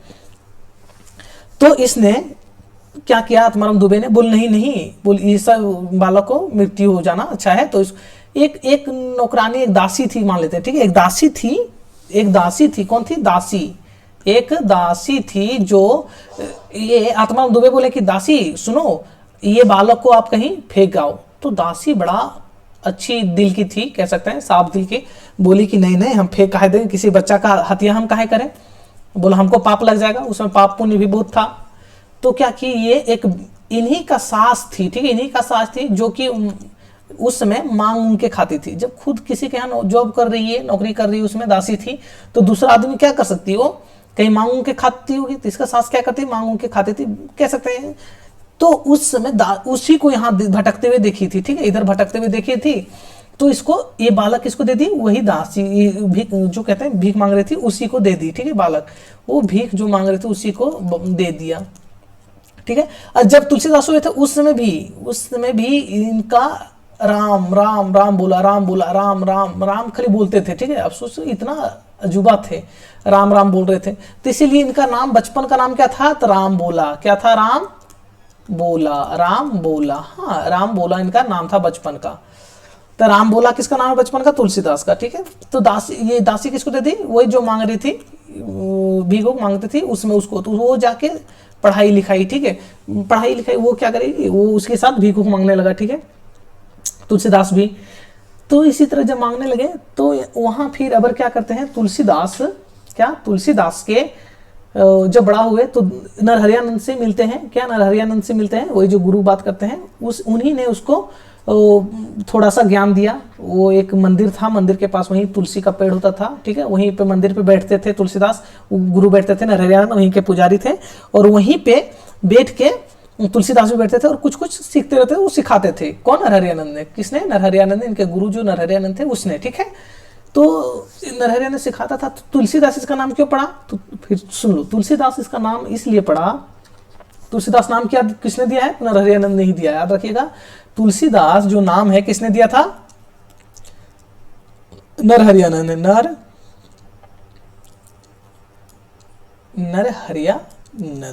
नरहरियानंद ने तुलसीदास नाम दिया है, ठीक है। तो नरहरियानंद तुलसीदास को एक बार क्या करते हैं, देखते हैं कि वो मंदिर के बगल में तुलसी था, तो तुलसी हमेशा तोड़ते रहते थे। इसी तरह था, तुलसी हमेशा तोड़ते रहते थे। तुलसी मतलब तुलसी के पत्ते की वजह से इनका नाम तुलसीदास पड़ा, ठीक है। तुलसी के पत्ते ही तोड़ते रहते थे, शायद खाते रहते थे, इसीलिए इनका नाम क्या दे दिए? नरहरियानंद तुलसीदास, ठीक है। याद रख जाइएगा। मुझे यहाँ पे मेन मुद्दा था क्या समझाने का, तुलसीदास नाम किसने दिया, ठीक है। आप लोग जान गए जो नाम किसने दिया, तो नरहरियानंद ने। ये तुलसीदास नाम क्यों पड़ा? तुलसीदास का बचपन का नाम क्या था? राम बोला था, वो भी समझ गए आप लोग। तुलसीदास के माता पिता समझ गए, तुलसीदास का स्टोरी समझ गए, और तुलसीदास और रत्नावली की भी स्टोरी आप लोग को हम बता दी, ठीक है, शॉर्ट में। अब आते हैं इनको जन्म के लेके, ठीक है, क्या इनका जन्म को लेके, कि दो तरह मानते हैं, सुकरखेत और राजापुर, ठीक है। तो राजापुर मानने वाले में से क्या, राजापुर मानने वालों में से देख लीजिएगा, जो जो इंपॉर्टेंट है उन्हीं का बता रहा हूं, उन्हें सब का नहीं। तो राजापुर में सबसे इंपॉर्टेंट जो है तो रामचंद्र शुक्ल, ठीक है, रामचंद्र शुक्ल, हाँ रामचंद्र शुक्ल, रामचंद्र शुक्ल हुए। दूसरा जो सबसे इंपॉर्टेंट, इसके बाद आते हैं कौन? शिव सिंह सेंगर आते हैं, शिव सिंह सेंगर, शिव सिंह सेंगर, हाँ शिव सिंह सेंगर आते हैं। तीसरा में कौन आते हैं? तो बेनी माधव आते हैं। कौन आते हैं? बेनी माधव। कौन? वही, यही बेनी माधव, यहां जो लिखा हूं बेनी माधव, ठीक। कौन? बेनी माधव, बेनी माधव दास आते हैं, ठीक है। चौथा में कौन आते हैं? तो बहुत आते हैं, इसके बाद उतना राम गुलाम द्विवेदी सब आते हैं, इतना इंपॉर्टेंट नहीं है अब। राम गुलाम द्विवेदी, हाँ राम गुलाम द्विवेदी, तो ये सब नहीं, लेकिन ये तीन को याद रखिएगा। कौन कौन? रामचंद्र शुक्ल, शिव सिंह सेंगर, बेनी माधव, राम गुलाम द्विवेदी। अब हम लोग देखते हैं कि आगे कौन आते हैं, ठीक है। इसके बाद सुकरखेत के मानने वाले, कौन? सुकरखेत को मानने वाले बहुत हुए, ठीक है। तो सुकरखेत के मानने वाले सबसे पहले हम लोग देखेंगे किसको? तो हजारी प्रसाद द्विवेदी, ठीक है। कौन हुए? तो हजारी प्रसाद द्विवेदी, हजारी प्रसाद द्विवेदी, ठीक है। इसके बाद कौन हुए? तो याद रखिएगा, इसके बाद सबसे इंपॉर्टेंट है गणपति, ठीक है, गणपति चंद्रगुप्त, हाँ गणपति चंद्रगुप्त हुए। इसके बाद जो एक और पूछ देता है रामनरेश त्रिपाठी का, ठीक है,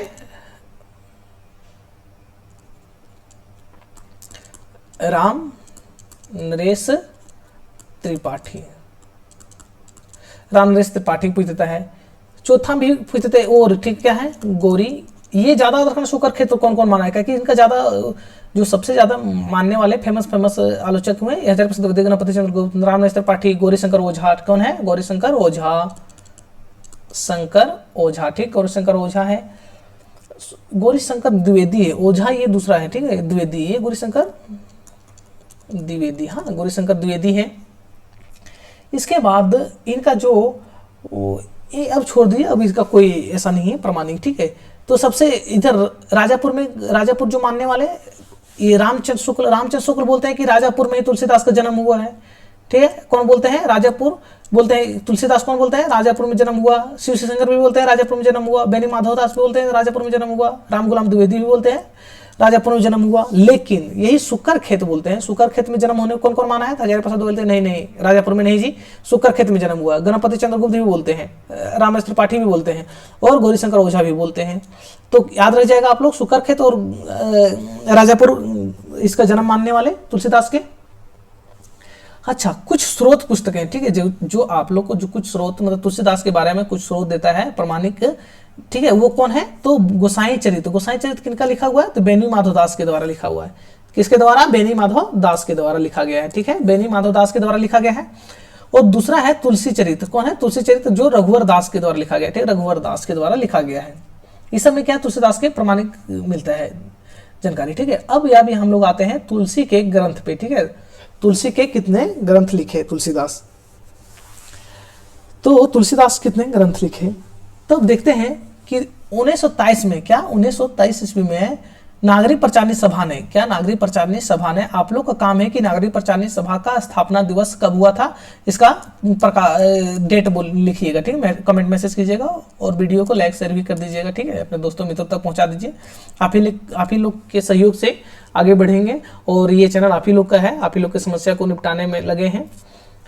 तो ये क्या है, तुलसीदास ने के 12 ग्रंथ माने, किसने, नागरिक प्रचारणी सभा 12 ग्रंथ माना है प्रमाणिक, ठीक है। कितने, 12 ग्रंथ प्रमाणिक माना है। अब रामचंद्र शुक्ल ने भी अब क्या है, नागरिक प्रचारणी सभा ने कितने तुलसीदास के प्रमाणिक माना है, कितने पुस्तकों को, तो 12, ठीक है। लेकिन रामचंद्र शुक्ल ने भी 12 ही माना है। रामचंद्र शुक्ल बोलते हैं कि हम भी 12 ही मानेंगे जी। मिर्जापुर के एक पंडित थे, कौन, राम गुलाम द्विवेदी।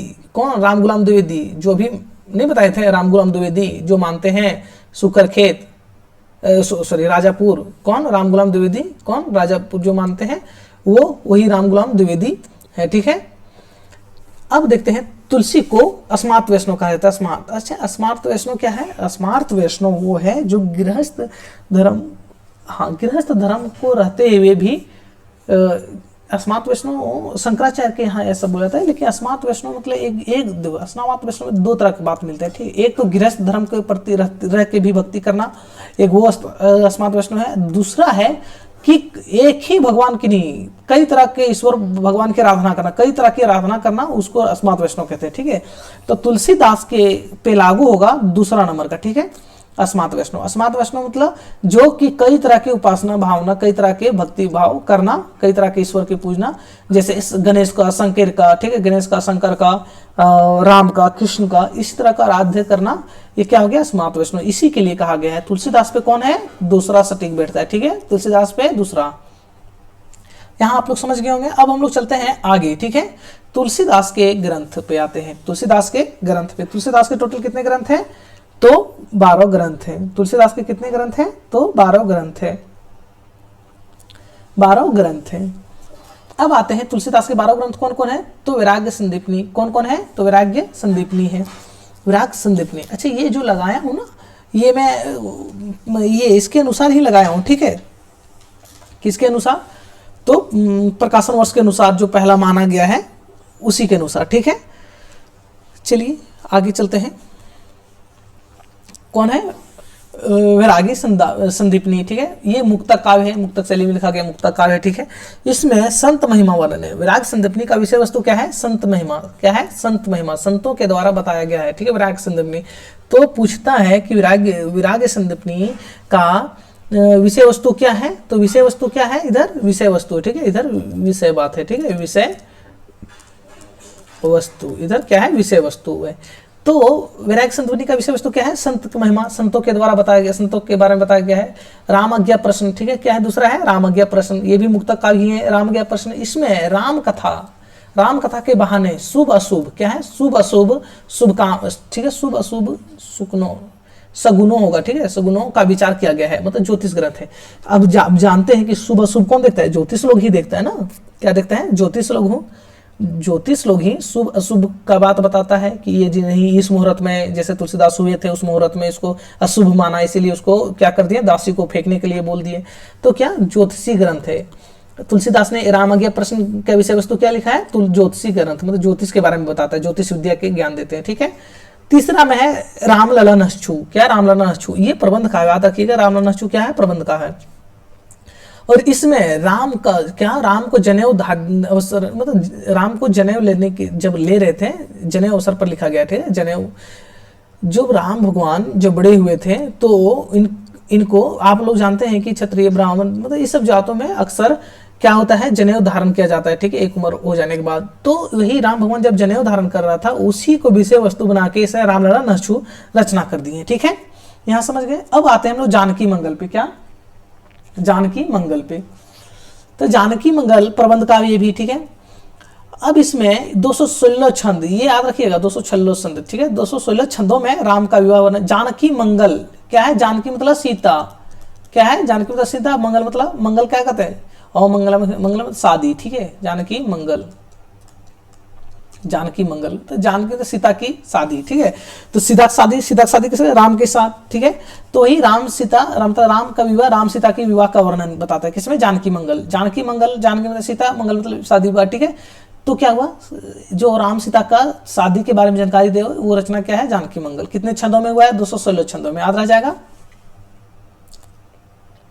अब हम लोग आगे चलते हैं कि चौथा, पांचवा है सबसे इंपॉर्टेंट, ठीक है। पांचवा क्या है? पांचवा है रामचरितमानस। रामचरितमानस, ठीक है। रामचरितमानस ये क्या है? प्रबंध का है, महाप्रबंध का कह सकते हैं। ये 1574 ईस्वी में लिखा गया था। सबसे इंपॉर्टेंट डेट है, याद रखिएगा, ठीक है। 1574 ईस्वी में लिखा गया था। रामचरितमानस का रचना कब हुआ? 1574 ईस्वी में, ठीक है। कितने खंड में, कांड में है? तो 7 खंड में है। कितने? 7 खंड में है, ठीक है। 7 कांडों में है। ये क्या है? अवधी भाषा में। कौन सी अवधि? ठेठ अवधि नहीं, तो साहित्यिक अवधि। क्या? साहित्य अवधि, साहित्य की अवधि, ठीक है। साहित्य की अवधि। और कितने दोहों में है? तो 1074 दोहों में है। कितना? 1074 दोहों में है, याद रखिएगा, ये इंपॉर्टेंट है एकदम। 1074 दोहों में रामचरितमानस लिखा गया है। भक्ति रस इसमें, कौन सा रस है? तो भक्ति रस है, ठीक है। कौन सा रस का मिलता है रामचरितमानस में? तो भक्ति रस मिलता है। अच्छा, लिखने में कितना वर्ष लग गया था? तो लिखने में 2 वर्ष 7 महीना 26 दिन, ठीक है। कैसे याद रखिएगा? 27-26 नंबर से, ठीक है। 27-26 पहला वर्ष आता है, फिर महीना आता है, फिर दिन आता है, ठीक है। तो 2 वर्ष 7 महीना और 26 दिन, ठीक है। क्या है? 26, 2 वर्ष 7 महीना 26 दिन, ठीक है। रामचरितमानस लिखने में कितना दिन लग गया था? 2 वर्ष 7 महीना 26 दिन लग गया था, ठीक है। और ये जब लिखना पूरा हुआ तो किस दिन था? कौन दिन पूरा हुआ? तो मंगलवार को पूरा हुआ। क्या दिन? मंगलवार पूरा हुआ। और वो मंगलवार क्या दिन से हुआ? तो रामनवमी दिन था, ठीक है। रामनवमी त्योहार देख रहे हैं ना, कितना शुभ मुहूर्त था रचना का। तो मंगलवार दिन था, और क्या थे? रामनवमी का रचना मंगलवार दिन पड़ा था, रामनवमी, ठीक है। तो रामनवमी के दिन हुआ, मंगलवार दिन था, ठीक है। यहां समझ गए आप लोग? इनके बारे में विस्तार से चर्चा करेंगे, ठीक है। आप लोग याद रखिएगा, इनका प्रकाशन वर्ष 1574 ईस्वी में कैसा है? प्रबंध काव्य है। कितने कांडों में है? कितने खंड में है? खंड मतलब कांड, ठीक है। कितने? 7 कांड में है, ठीक है। और कौन सी भाषा है? तो अवधि नहीं है, अवधि दीजिएगा सिर्फ, यदि साहित्य अवधि ना रहे तब अवधि लगाइएगा, नहीं तो इसका कौन सी भाषा है? साहित्य अवधि है। कितने दोहों में है? 1074 दोहों में है। कौन सी रस है? भक्ति रस है। कितने समय लग गया लिखने में? 2 वर्ष 7 महीना 26 दिन, ठीक है। 2 वर्ष 7 महीना 26 दिन लग गया लिखने में रामचरितमानस का, ठीक है। वो जब लिखने पूरा, वो कौन दिन था? तो मंगलवार था दिन। क्या था? कोई त्योहार था? तो हाँ, रामनवमी त्योहार था, ठीक है, उस दिन। अब आते हैं पार्वती मंगल। पार्वती मंगल, जिस तरह वहां जानकी मंगल था, इसी तरह पार्वती मंगल। पार्वती मतलब पार्वती कौन? पार्वती माँ शंकर भगवान की कह सकते हैं। तो और मंगल मतलब शादी, क्यों? पार्वती माँ, ठीक है। तो वही शिव और पार्वती के शादी बारे में बताया गया इसमें, समझ गए। इसमें कोई याद करने की बात ही नहीं है, डायरेक्ट समझ जाइएगा। अब आते हैं कि कृष्ण गीतावली क्या है? कृष्ण गीतावली। कृष्ण गीतावली ब्रजभाषा में है। क्या है? ब्रजभाषा में लिखा गया। कृष्ण के बाल अवस्था क्या है इसमें? कृष्ण गीतावली में कृष्ण के बाल अवस्था दिखाया गया। क्या? कृष्ण के बाल अवस्था दिखाया गया है। और बाल अवस्था में आप लोग जानते होंगे कृष्ण भगवान इतने शरारती थे, गोपी और उद्धव का संवाद भी दिखाया गया इसी में, ठीक है। गोपी और उद्धव को शरारती थे ना, मक्खन चोरी करके खा जाते थे दूसरों का। वो हंडी जो होता था उसमें मक्खन जिसमें ले जाते थे उसको फोड़ देते थे गुलेल से। तो उस समय आप लोग कृष्ण के बाल अवस्था वर्णन मिलता है और गोपी और उद्धव का संवाद भी मिलता है कृष्ण गीतावली में, ठीक है। अब इसी तरह से एक, हाँ चलिए, अब एक और रचना है इनका गीतावली, ठीक है। कृष्ण गीतावली और गीतावली ये भी ब्रजभाषा में है। और गीतावली में राम कथा का गीति शैली में कहा गया। अब एक बात याद रखिएगा कि कृष्ण गीतावली में कृष्ण का वर्णन है। क्या? कृष्ण गीतावली में कृष्ण का वर्णन है, लेकिन गीतावली में राम का वर्णन क्या है? राम का वर्णन, ठीक है। तो याद रखिए, गीतावली से नहीं समझ जाइएगा कि कृष्ण का वर्णन, ठीक है। गीतावली में किसका वर्णन है? राम का वर्णन है, ठीक है। और किस शैली में? तो गीत के शैली में, तो गीत के टाइप में लिखा गया। मतलब ऐसा जैसे होता है कहानी होता है, क्या पढ़ के हम लोग करते हैं, ये पढ़ना है तो गी के राग के साथ में गा के पढ़ना पड़ेगा, ठीक है, समझ गए। अब यहाँ देखते हैं कि राम, ये जो तुलसीदास है इन पे बड़ा एक आक्षेप लगता है, ठीक है। क्या आक्षेप लगता है? कि ये सूरदास के पद चुरा लिए हैं, ठीक है। क्या कर दिए? सूरदास के पद चुरा लिए हैं। क्या आक्षेप लगता है? तो आप लोग जानते होंगे कि सूरदास और सूरदास तुलसीदास से बड़े थे। तो सूरदास एक बार तुलसीदास से मिले थे। कहाँ मिले थे? तो चित्रकूट में मिले थे। ठीक है, चित्रकूट में मिले थे। चित्रकूट में जब मिले थे सूरदास और तुलसीदास, तो दोनों वहां पे क्या किए थे? सूरदास ने अपना रचना दिखाया था। क्या दिखाया था? कृष्ण के प्रति दिखाया था। कृष्ण रचना दिखाया था। एक रचना, कौन सा रचना दिखाया था मुझे नहीं याद आ रहा, लेकिन एक रचना दिखाया था। ठीक है, वो अपना पद पढ़ने के लिए दिए थे। तो तुलसीदास ने क्या किया? वो पद पढ़ लिए और आके फिर से अपना रचना बिल्कुल सेम के ज्यों के त्यों यहाँ पे कर दिए। ठीक है, कौन सा रचना? गीतावली। वही गीतावली है जो कृष्ण सूरदास के रचना का अनुकरण है। ठीक है, क्या है? बोलते हैं शुक्ल। कौन बात ये बोलते हैं? ये शुक्ल यही बात कोट करते हैं। ठीक है, कि गीतावली की रचना गोस्वामी जी ने सूरदास जी के अनुकरण पे किए। अनुकरण मतलब उन्हीं के परिपाटी में, जिससे वो जिस तरह लिखे उसी तरह से लिख देना, उसी का अनुकरण। ठीक है, हूबहू। तो बाल लीला के कई पद ज्यों के त्यों मिलता है। बाल लीला मतलब कौन सा बाल लीला? कृष्ण के बाल लीला जो पद मिलता है, जो कृष्ण के बाल लीला वर्णन है, वही बाल लीला वर्णन किसमें कर दिया? राम के बाल लीला कर दिया। जो एक पद मतलब जो पद होता है, एक मान लेते एक पद हो गया, कुछ भी पद लेते हैं। ठीक है, एक पद हो गया। ये पद जो कृष्ण के वहां मिलता था, कृष्ण के कहाँ? सूरदास के यहाँ मिलता था, वही उठा के डायरेक्ट यहाँ राम के यहाँ कर दिया। खाली कृष्ण की जगह राम बिठा दिया। ठीक है, ज्यों के त्यों सूरसागर। हाँ, यही रचना। ठीक है, याद रखिएगा। कौन सा रचना पढ़ाया था? तो सूरसागर पढ़ने के लिए दिया था तुलसीदास को। ठीक है, सूरसागर में भी मिलते हैं। केवल राम के श्याम का, केवल राम और श्याम का अंतर है। बोलता है कि जहां राम, तुलसीदास ने राम लिखा है और वही सूरदास ने क्या लिखा था? उस जगह पे कृष्ण लिखा था। कृष्ण मतलब श्याम। ठीक है, कृष्ण लिखा था। हाँ, कृष्ण लिखा था। आप लोग समझ गए। अब यहां देखते हैं अगला रचना। कौन सा रचना तुलसीदास ने सूरदास के अनुकरण पे कौन सा रचना किया है? तो ये गीतावली रचना किया है। अब हम लोग आगे चलते हैं कि विनय पत्रिका। क्या है? विनय पत्रिका। अगला रचना है 9 नंबर, विनय पत्रिका। विनय पत्रिका ब्रज भाषा में लिखा गया है। विनय पत्रिका किस भाषा में लिखा गया है? ब्रज भाषा में, लेकिन ये मुक्तक शैली में लिखा गया है। ठीक है, और इसका विषय वस्तु क्या है? तो आत्मनिवेदन, भक्ति रस के बारे में, कलयुग का वर्णन मिलता है। ठीक है, क्या मिलता है? कलयुग का वर्णन तुलसीदास की कितने रचनाओं में है? तो 3 रचनाओं में कलयुग का वर्णन मिलता है। ठीक है, वो सब आगे बताऊंगा। अब आगे देखते हैं कि दोहावली। उनका एक रचना है दोहावली। क्या है? दोहावली। ये भी मुक्तक शैली में लिखा गया है, जो भाषा ब्रज भाषा है। लेकिन इसमें नीति क्या है? इसमें नीति, भक्ति, राम महिमा लिखा गया है। नीति, भक्ति, राम महिमा। विषय वस्तु क्या है? नीति के बारे में ज्ञान देते हैं, भक्ति के बारे में। ठीक है, राम महिमा, राम के बारे में वर्णन करते हैं। ठीक है, महिमा मंडन करते हैं। समझ गए यहाँ तक? दोहावली में क्या है इनका? कि ये नीति इनका बोलते कि कौन से रचनाओं का विषय वस्तु नीति भक्ति है, तो कौन सा है? तो दोहावली। ठीक है, आगे जाएगा। एक चीज और हाँ ध्यान रखिएगा आप लोग कि बरवे नायिका भेद। क्या? बरवे नायिका भेद। कौन सा? बरवे नायिका भेद जो रचना रहीम दास के था। बरवे नायिका भेद कौन? रचना जो रहीम दास के थे, वही उन्हीं के अनुकरण, मतलब उनका रचना तुलसीदास ने बरवे नायिका भेद रहीम दास, यहाँ लिखा हूं मैं, बरवे नायिका भेद रहीम दास के रचनाओं को देखकर बरवे नायिका का मतलब रचना की है। ठीक है, क्या? बरवे नायिका भेद को देखने पढ़ने के बाद इसने क्या क्या? बरवे रामायण लिखा, बरवे रामायण लिखा। इसमें 69 बरवे छंद में लिखा गया। ठीक, याद रखिएगा, ये पूछा जाएगा एग्जाम में। कितने? 69 बरवे छंदों में राम कथा का वर्णन है। बरवे नायिका में किसका वर्णन है? तो राम कथा का वर्णन कितने छंदों में? 69 छंदों में। ठीक है, और लास्ट इनके जो रचना थे, इनका सबसे लास्ट रचना कवितावली। ठीक है, कवितावली में ही हनुमान बाहुक को संकलित है। ठीक है,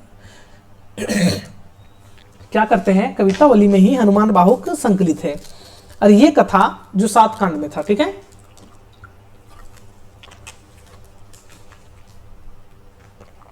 हाँ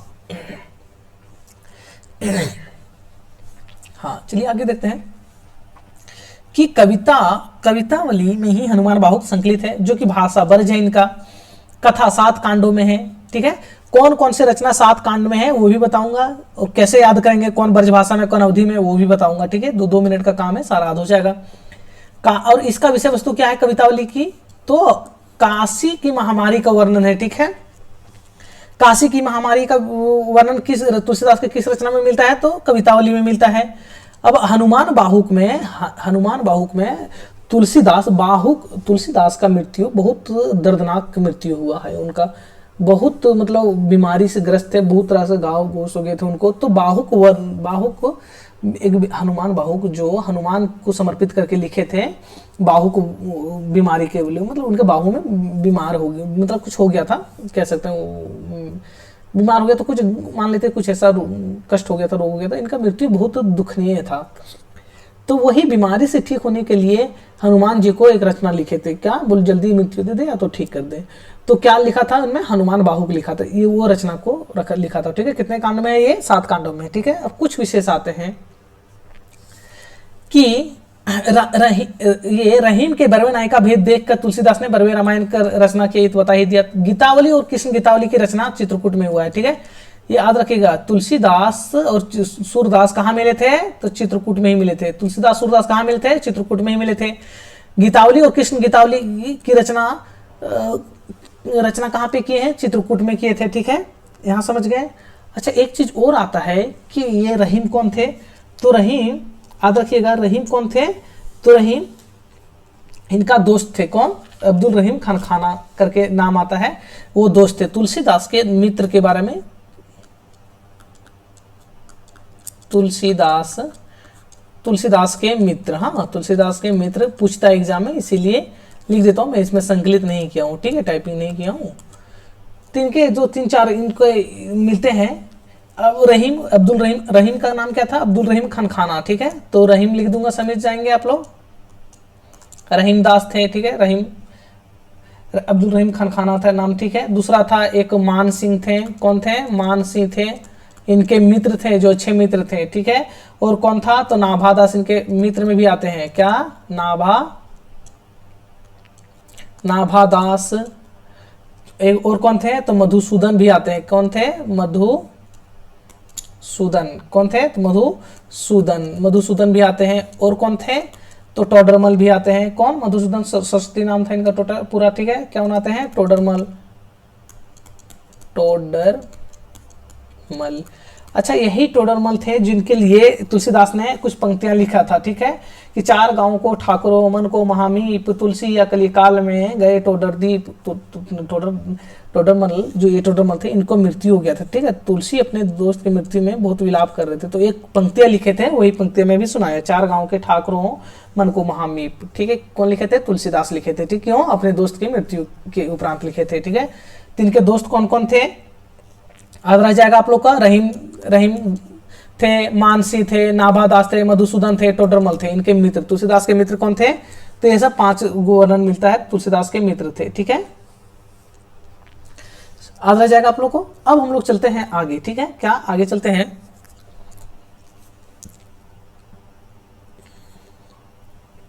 रामचरितमानस के कुछ तथ्य। ठीक है, समय रचना फिर से देख लेते ही बता दिया हूं, लेकिन रिवाइज हो जाएगा। 1574 ईस्वी में 2 वर्ष 7 महीना 26 दिन लग गया लिखने में। कौन दिन था, मंगलवार था।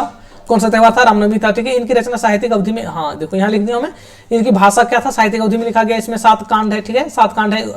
अच्छा, अब एक बात और रखिएगा कि अनुप्रास का बादशाह किसने कहा है, तो ये रामचंद्र शुक्ल है। आरसी मतलब रामचंद्र शुक्ल। ठीक है, रामचंद्र शुक्ल ने इसको क्या कहा है, अनुप्रास का बादशाह। ठीक है, अब जब बात हो ही रहा है तो 2 बात और हो जाए कि अनुप्रास का बादशाह किसने कह दिया इसको, तो अनुप्रास का बादशाह कह दिए रामचंद्र शुक्ल ने। तो बच्चन ने क्या कहा, रामचंद्र शुक्ल ने क्या कहा, बच्चन ने क्या कहा, ये सब। ठीक है, तो याद रखिएगा, बच्चन सिंह। ठीक है, बच्चन सिंह ने क्या कर दिया, बच्चन सिंह ने इनको रूपक के बादशाह बोल, नहीं अनुप्रास के नहीं, रूपकों का बादशाह है। क्या है, रूपकों का बादशाह,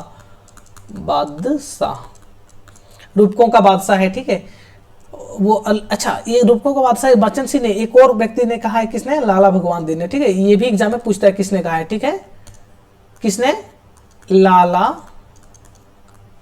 भगवान दीन। हाँ, लाला भगवान दीन ने भी कहा है और बच्चन सिंह ने, दोनों कहा है। ठीक है, रूपक का बादशाह तुलसीदास को किसने कहा है, तो बच्चन सिंह ने और लाला भगवान दीन ने। रामचंद्र शुक्ल ने क्या कहा है, तो अनुप्रास का बादशाह। क्या है, अनुप्रास का बादशाह, अनुप्रास। ठीक है, अनुप्रास का बादशाह क्या है, अनुप्रास का बादशाह किसने कहा है, बादशाह किसने कहा है, तो रामचंद्र शुक्ल ने। एक बात और आता है कि एक वर्ग कौन हुए, डॉक्टर उदय भानु, क्या उदय भानु, उदय भानु, डॉक्टर उदय भानु सिंह, ठीक है, डॉक्टर उदय भानु सिंह, हाँ डॉक्टर उदय भानु सिंह। उदय भानु सिंह ने क्या कह दिया कि नहीं जी, ना रूपक का बादशाह है ना अनुप्रास का बादशाह है, तो ये उत्प्रेक्षा की बादशाह है। ये किसका बात हो रहा है, ये अलंकारों का बात हो रहा है, ठीक है, किसका बात हो रहा है ये, तो क्या हो जा रहा है बीच बीच में, क्या किसका बात कर रहा है ये, अलंकारों का बात हो रहा है, ठीक है, अलंकार के बात हो रहा है, ठीक है, कि ये अनुप्रास का बादशाह, अनुप्रास क्या अलंकार है, ठीक है, आप लोग जानते होंगे, नहीं पढ़े होंगे तो इसमें पढ़ाया जाएगा अलंकार भी, ठीक है। तो ये क्या है, अलंकार की बात हो रहा है। तो बच्चन सिंह ने किस अलंकार को माना है, तुलसीदास के बादशाह का है, तो रूपक अलंकार बादशाह का है। रामचंद्र शुक्ल है अनुप्रास बादशाह का, अनुप्रास अलंकार बादशाह का है, ठीक है। डॉक्टर उदय भानु सिंह ने क्या कहा है, तो उत्प्रेक्षा अलंकार के बादशाह का है, ठीक है, उत्प्रेक्षा, हाँ उत्प्रेक्षा, उत्प्रेक्षा, उत्प्रेक्षा या उत्प्रेक्षाओं का बादशाह का, उत्प्रेक्षाओं का बादशाह, हाँ बादशाह। तो डॉक्टर उदय भानु सिंह क्या कहा है, उत्प्रेक्षा अलंकार के बादशाह का है, ठीक है, यहां तक समझ गए। ये अलंकारों की बात हो रहा था कि बच्चन सिंह ने, भगवान दी ने रूपक के बादशाह, रामचंद्र शुक्ल ने उत्प्रास के बादशाह, डॉक्टर उदय भानु ने क्या कहा, उत्प्रेक्षाओं का बादशाह, समझ गए यहां तक।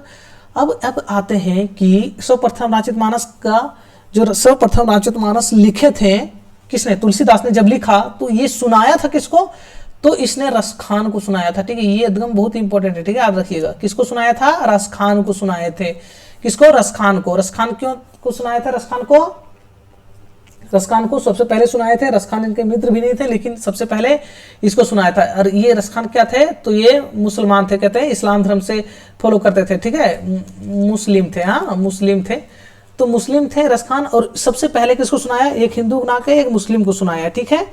तो सर्वप्रथम रामचरितमानस रसखान को सुनाया गया था, ठीक है। अच्छा, किष्किंधा कांड की रचना बनारस में, अच्छा जो 7 कांड आते हैं, ठीक है, 7 कांड कौन कौन से 7 कांड है मैं भी लिख के बता दूंगा, ठीक है। अब जो इसमें क्या, इसमें बालक कांड में संत समाज का विस्तृत वर्णन। अब एक चीज और पूछता है कि किष्किंधा कांड का वर्णन, रचना कहाँ लिखा गया था, 7 कांड है, तो 7 कांड एक जगह नहीं लिखा जाएगा जी, एक कांड यहाँ लिखा जाएगा चित्रकूट में, एक कांड किष्किंधा कांड में, एक कांड अयोध्या में, एक कांड इस तरह में हुआ है। तो कहाँ कहाँ लिखा गया है, तो किष्किंधा कांड है वो कहाँ, रचना बनारस में हुआ है, ठीक है, किष्किंधा कांड का रचना कहाँ हुआ है, बनारस में हुआ है। इसके बालक कांड, इसका है बाल कांड, जो बाल कांड संत समाज के विस्तृत वर्णन है, बाल कांड में क्या है, संत समाज का वर्णन मिलता है। तो यूजीसी नेट में पूछा गया था कि संत कांड, संत समाज, संतों के बारे में किस कांड में मिलता है वर्णन, तो ये बाल कांड में मिलता है, ठीक है। अयोध्या कांड को शुक्ल ने हृदय स्थल कहा है, अयोध्या कांड को शुक्ल ने हृदय स्थल कहा है, ठीक है, याद रहेगा आप लोग को, अयोध्या कांड को शुक्ल ने क्या कहा है, हृदय स्थल, क्योंकि इसमें चित्रकूट सभा है और चित्रकूट सभा को आध्यात्मिक सभा भी कहा है।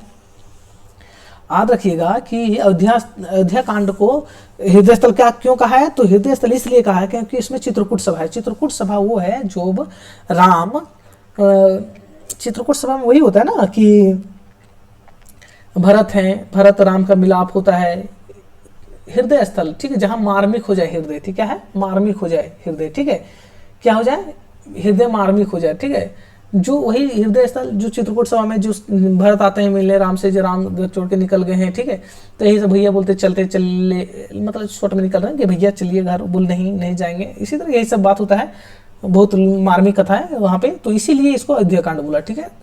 तुलसी की दास भक्ति क्या है, तुलसी की दास भक्ति, तुलसी की जो तुलसी का भक्ति था, कौन सा भक्ति, जो 9वां नंबर में बताए थे, ठीक है, 7वां था ना, दास भाव की भक्ति था, ठीक है। तो इनके काव्य का इनका काव्य का प्रयोजन क्या था, प्रयोजन क्या था इनका काव्य का लिखने का प्रयोजन क्या था, इनके जो ये रामचरितमानस लिखा था किस विचारधारा से लिखा था, तो स्वांता सुखाय, स्वांता सुखाय मतलब स्वांता सुखाय, ठीक है, स्वांता सुखाय मतलब खुद का सुखाय, खुद का सुखी के लिए लिखा था, उद्देश्य से लिखा था, लेकिन इसके साथ में उसने सब कुछ सबके लिए भी लिखा था, ठीक है, सबके सब बुद्धि हो, ठीक है, लोक मंगल के लिए लिखा था, कह सकते हैं। अच्छा एक चीज और कि 7 कांड अब कौन कौन है ना, तो 7 कांड रामचरितमानस में कौन कौन है, तो सबसे पहले ये मैं अब मिटा देता हूं, मुझे नहीं लगता कि, या तो फिर यहां देख लीजिए 7 कांड कौन कौन से, ठीक है, 7 कांड, हाँ 7 कांड। पहला कांड, ठीक है, कुछ मिटा देता हूं, तुलसीदास ने रामचरितमानस को किस भाव से लिखा था? तो स्वांतः सुखाय भाव से, ठीक है, याद रहेगा आप लोग को। तो पहला कांड क्या है? तो पहला कांड श्योर से अयोध्या बात है। राम भगवान कहाँ के थे? तो अयोध्या के, अयोध्या कांड होगा। क्या होगा? अयोध्या कांड होगा, है ना। दूसरा क्या थे? दूसरा क्या था? तो अरण्य कांड होगा।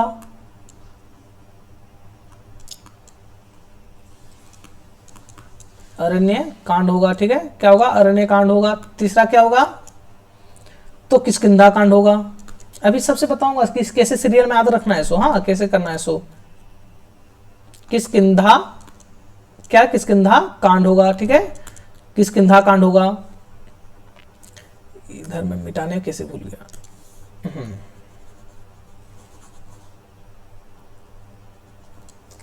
क्या है? किष्किंधा कांड है। चौथा क्या है? तो इन चौथा जो है, एक दो नहीं, सबसे पहले बालकांड होगा, ठीक है, ये दूसरा नंबर में हो जाएगा, तीसरा चौथा, ठीक है। पहला नंबर में जो था वो क्या था? बालकांड। हाँ, बालकांड, बालकांड को ही हम छोड़ देते हैं। बालकांड, अयोध्या कांड, अरण्य कांड, किष्किंधा कांड, और पांचवा में जो था सो सुंदर कांड। हाँ, क्या था?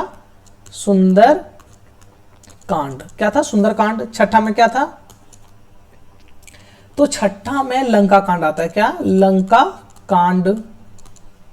क्या था? लंका कांड, लंका कांड, ठीक है। और सातवां में जो है क्या है? सातवां में उत्तरकांड। हाँ, उत्तरकांड।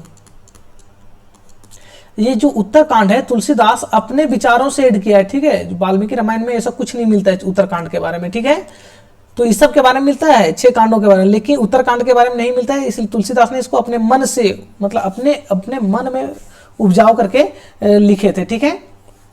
तो याद रखिएगा कि अब कांडों की बात हो रहा है, तब जो बाल्यकांड था, बाल्यकांड मतलब बालक जहां हुए हैं, कहाँ? अयोध्या में, ठीक है। इस तरह याद रखना है। बालक, राम भगवान जब बालक थे कहाँ हुए थे? अयोध्या में हुआ था, ठीक है। अयोध्या में के बाद, अयोध्या के बाद क्या हो गया? अयोध्या के बाद राम भगवान का क्या हो गया? वनवास हो गया। वनवास हो गया तो कहाँ चल गए? जंगल में चल गए। अरण्य मतलब क्या होता है? जंगल होता है, ठीक है। अरण्य मतलब जंगल होता है। तो बालक हुआ कहाँ? अयोध्या में। अयोध्या से इसको वनवास मिला राम भगवान को, कहाँ चल गए ये? अरण्य मतलब जंगल में चल गया। जंगल में गए तो जंगल कहाँ के जंगल थे? तो किष्किंधा, ठीक है। कहाँ के? किष्किंधा, ठीक। किष्किंधा पर्वत, किष्किंधा का जंगल था, ठीक है। किष्किंधा पर्वत, किष्किंधा का जंगल था, ठीक है। किष्किंधा पर्वत, किष्किंधा जंगल। और किष्किंधा में कौन मिले थे? हनुमान जी मिले थे ना। तो जो किष्किंधा पर्वत में हनुमान जी मिले थे, किष्किंधा में कौन? सुंदरकांड। सुंदरकांड में किसका वर्णन है? हनुमान जी का वर्णन है। तो इसीलिए पहले बालक कहाँ हुआ? अयोध्या में हुआ। अयोध्या में जब हुए तो इनको, अयोध्या में जब बड़े हुए तो क्या हो गया? इनको वनवास मिला, ठीक है। वनवास मिला तो कहाँ चल गए? वनवास मिल गया तो कहाँ चल गए? अरण्य तो जंगल में चल गया। जंगल में गए तो फिर जंगल में वहां गए, कौन सा जंगल में था? तो किष्किंधा कांड, पहाड़ियों का जंगल, किष्किंधा कांड की पहाड़ियों का जंगल था, जहां हनुमान जी से होता है भेंट, ठीक है। हनुमान जी से मिलते हैं कौन? सुंदर, जो हनुमान जी से मिलता है कहाँ? सुंदर का। हनुमान जी से किष्किंधा मिलता है जी। तो किससे मिलता है? किष्किंधा किससे मिलता है? तो हनुमान जी से मिलता है। तो हनुमान जी से मिलता है इसलिए सुंदरकांड। अच्छा, हनुमान जी से मिलता है तो सीता माता तब तक क्या करता है? रावण ने अपहरण कर लेता है। तो क्या करते हैं? सीता जी को रावण कहाँ ले जाता है? लंका कांड, लंका, ठीक है। लंका ले जाते हैं हनुमान जी। तो हनुमान जी कहाँ जाता है खोजते हुए? लंका जाते हैं। लंका जाते हैं। लंका में रावण लंका दहन करके, रावण का लंका दहन करके तुलसीदास ने इसके बाद लिख दिया उत्तरकांड, अपना मत से उपजा हुआ। आध हो गया जी। बालक होता है कहाँ? बालक होता है राम भगवान। क्या होते हैं? बालक होते हैं। बालक होता है कहाँ पे? अयोध्या में होते हैं। एक बार बार रिपीट कर रहा हूँ इसीलिए, ठीक है। अयोध्या में होते हैं। अयोध्या में होते हैं। जब बड़ा होता है तो वो क्या हो जाता है? तुरंत राजा भी नहीं बन पाता है, और क्या हो जाता है तुरंत इसको? तो वनवास हो जाता है। कहाँ? अरण्य। वनवास मतलब जंगल। कहाँ चल जाते हैं? वनवास मतलब जंगल हो जाता है। जंगल चल जाते हैं। कौन सा जंगल? पहाड़ी। तो जाते हैं किष्किंधा के जंगलों में, पहाड़ियों के जंगलों में, ठीक है। किष्किंधा कहाँ? किष्किंधा में किसको भेंट होता है? तो हनुमान जी। क्यों? सुंदरकांड में हनुमान जी के बारे में लिखा गया है, ठीक है। तो सुंदरकांड, सुंदर में हनुमान जी मिलते हैं। सुंदरकांड मतलब हनुमान जी यहाँ मिलते हैं। हनुमान जी मिलते हैं तो हनुमान, तब तक सीता माता क्या होता है? अपहरण कर लेता है। और सीता माता तब तक अपहरण कर लेता है तो हनुमान क्या करते हैं? लंका खोजते जाते हैं। लंका का दहन करके खत्म कर देते हैं। इसके बाद तुलसीदास क्या लिखते हैं? उत्तरकांड। याद रहेगा आप लोग को ऐसा ट्रिक नंबर के साथ में। अब बात रहता है कि तुलसीदास के रचनाओं को कैसे याद करें, ठीक है। कौन कौन सी भाषा में है, कौन क्या चीज में। तो मैं यहाँ ट्रिक के साथ में लिख दिया हूँ, ठीक है। क्या है, ट्रिक के साथ भी लिख दिया हूँ कि तुलसीदास के ग्रंथ उनके कौन कौन से भाषा में लिखा गया है, ठीक है। तो ब्रज भाषा में, ब्रज भाषा का आदि करने का ट्रिक है, ठीक है, 4 वली, ठीक है, 4 वली और वैराग्य विनय, ठीक है, वैराग्य और विनय, ठीक है।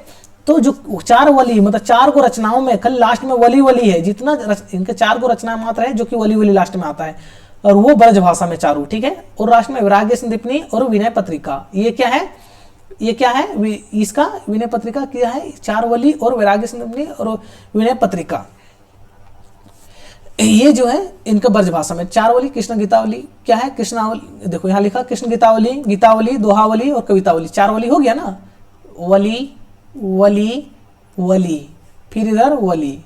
तो ये क्या 1 2 3 4, इसलिए 4 वली मतलब 4 रचनाओं का लास्ट में वली वली आ रहा है। फिर कौन, वैराग्य संदीपनी और विनय पत्रिका, ये क्या है, ब्रज भाषा में याद रह जाएगा, इतना आसान ट्रिक, 4 वली प्लस वैराग्य विनय, ठीक है, वैराग्य विनय। अब आते हैं कि अवधि में, इसके बाद ये सब 4 और 6 रचनाओं छोड़ के टोटल जितने रचना बच जाते हैं, 12 रचना था, 6 इसमें क्या लिखा ब्रज भाषा में, 6 अवधि में। तो 6 अवधि में क्या क्या जो इधर छोड़ के लिख बच गया, रामचरितमानस है, परवे रामायण हो गया, पार्वती मंगल हो गया, जानकी मंगल हो गया, ठीक है, जानकी मंगल हो गया, ठीक है, राम गया प्रश्न हो गया, क्या हो गया, जानकी मंगल हो गया, रामललन हछु हो गया, क्या रामललन हछु, जानकी मंगल हो गया, रामललन हछु हो गया, रामललन हछु नहीं यहाँ पे राम के पर, हाँ राम लला नच्छु हो गया, ठीक है, रामललन हछु हो गया। ये सब क्या है, और 6 रचना अवधि में, 6 रचना ब्रज भाषा में, ठीक है। अब 7 कांड किस किस रचना में मिलता है, तो 7 कांड का वर्णन किस किस रचना में मिलता है इनका, तो याद रखिएगा 7 कांड की रचना मिलता है इनके 4 रचनाओं में मिलता है, 7 कांड 4 रचनाओं में मिलता है, ठीक है। क्या रचनाओं का ट्रिक है, तो ये सब जो मैं लिखा हूँ ट्रिक है, ठीक है, ये क्या है, ट्रिक है, ठीक है, ट्रिक, हाँ ट्रिक है। ये क्या 4 रचनाओं का 7 कांड मिलता है, 4 रचनाओं, कौन कौन से रचना का 7 कांड है, तो रामचरितमानस, रामचरितमानस, रामायण कौन, बरवे रामायण, ठीक है, गीतावली और कवितावली। तो ये जो गीतावली और कवितावली, ठीक है, ये गीतावली कवितावली और रामचरितमानस, ठीक है, रामचरितमानस हो गया और बरवे रामायण हो गया, क्या बरवे रामायण, रामचरितमानस, बरवे रामायण, गीतावली, कवितावली। कौन कौन सी रचना, तो रामचरित मानस, ठीक है, मानस हो गया, दूसरा कौन हो गया, बरवे रामायण, हाँ कौन हो गया, बरवे रामायण, रामायण, हाँ बरवे रामायण हो गया। इसके बाद कौन हो गया, गीतावली हो गया, गीतावली कौन हो गया, गीतावली, और फिर कवितावली, है ना, कवितावली, कवितावली। इसको अच्छा इस तरह यदि याद नहीं रहेगा आप लोग को, राम, ठीक है, राम रामायण गीता कविता, राम रामायण गीता कविता, राम रामायण गीता कविता, ट्रिक ना याद रहे तो क्या कीजिएगा, लिखिएगा रामचरितमानस और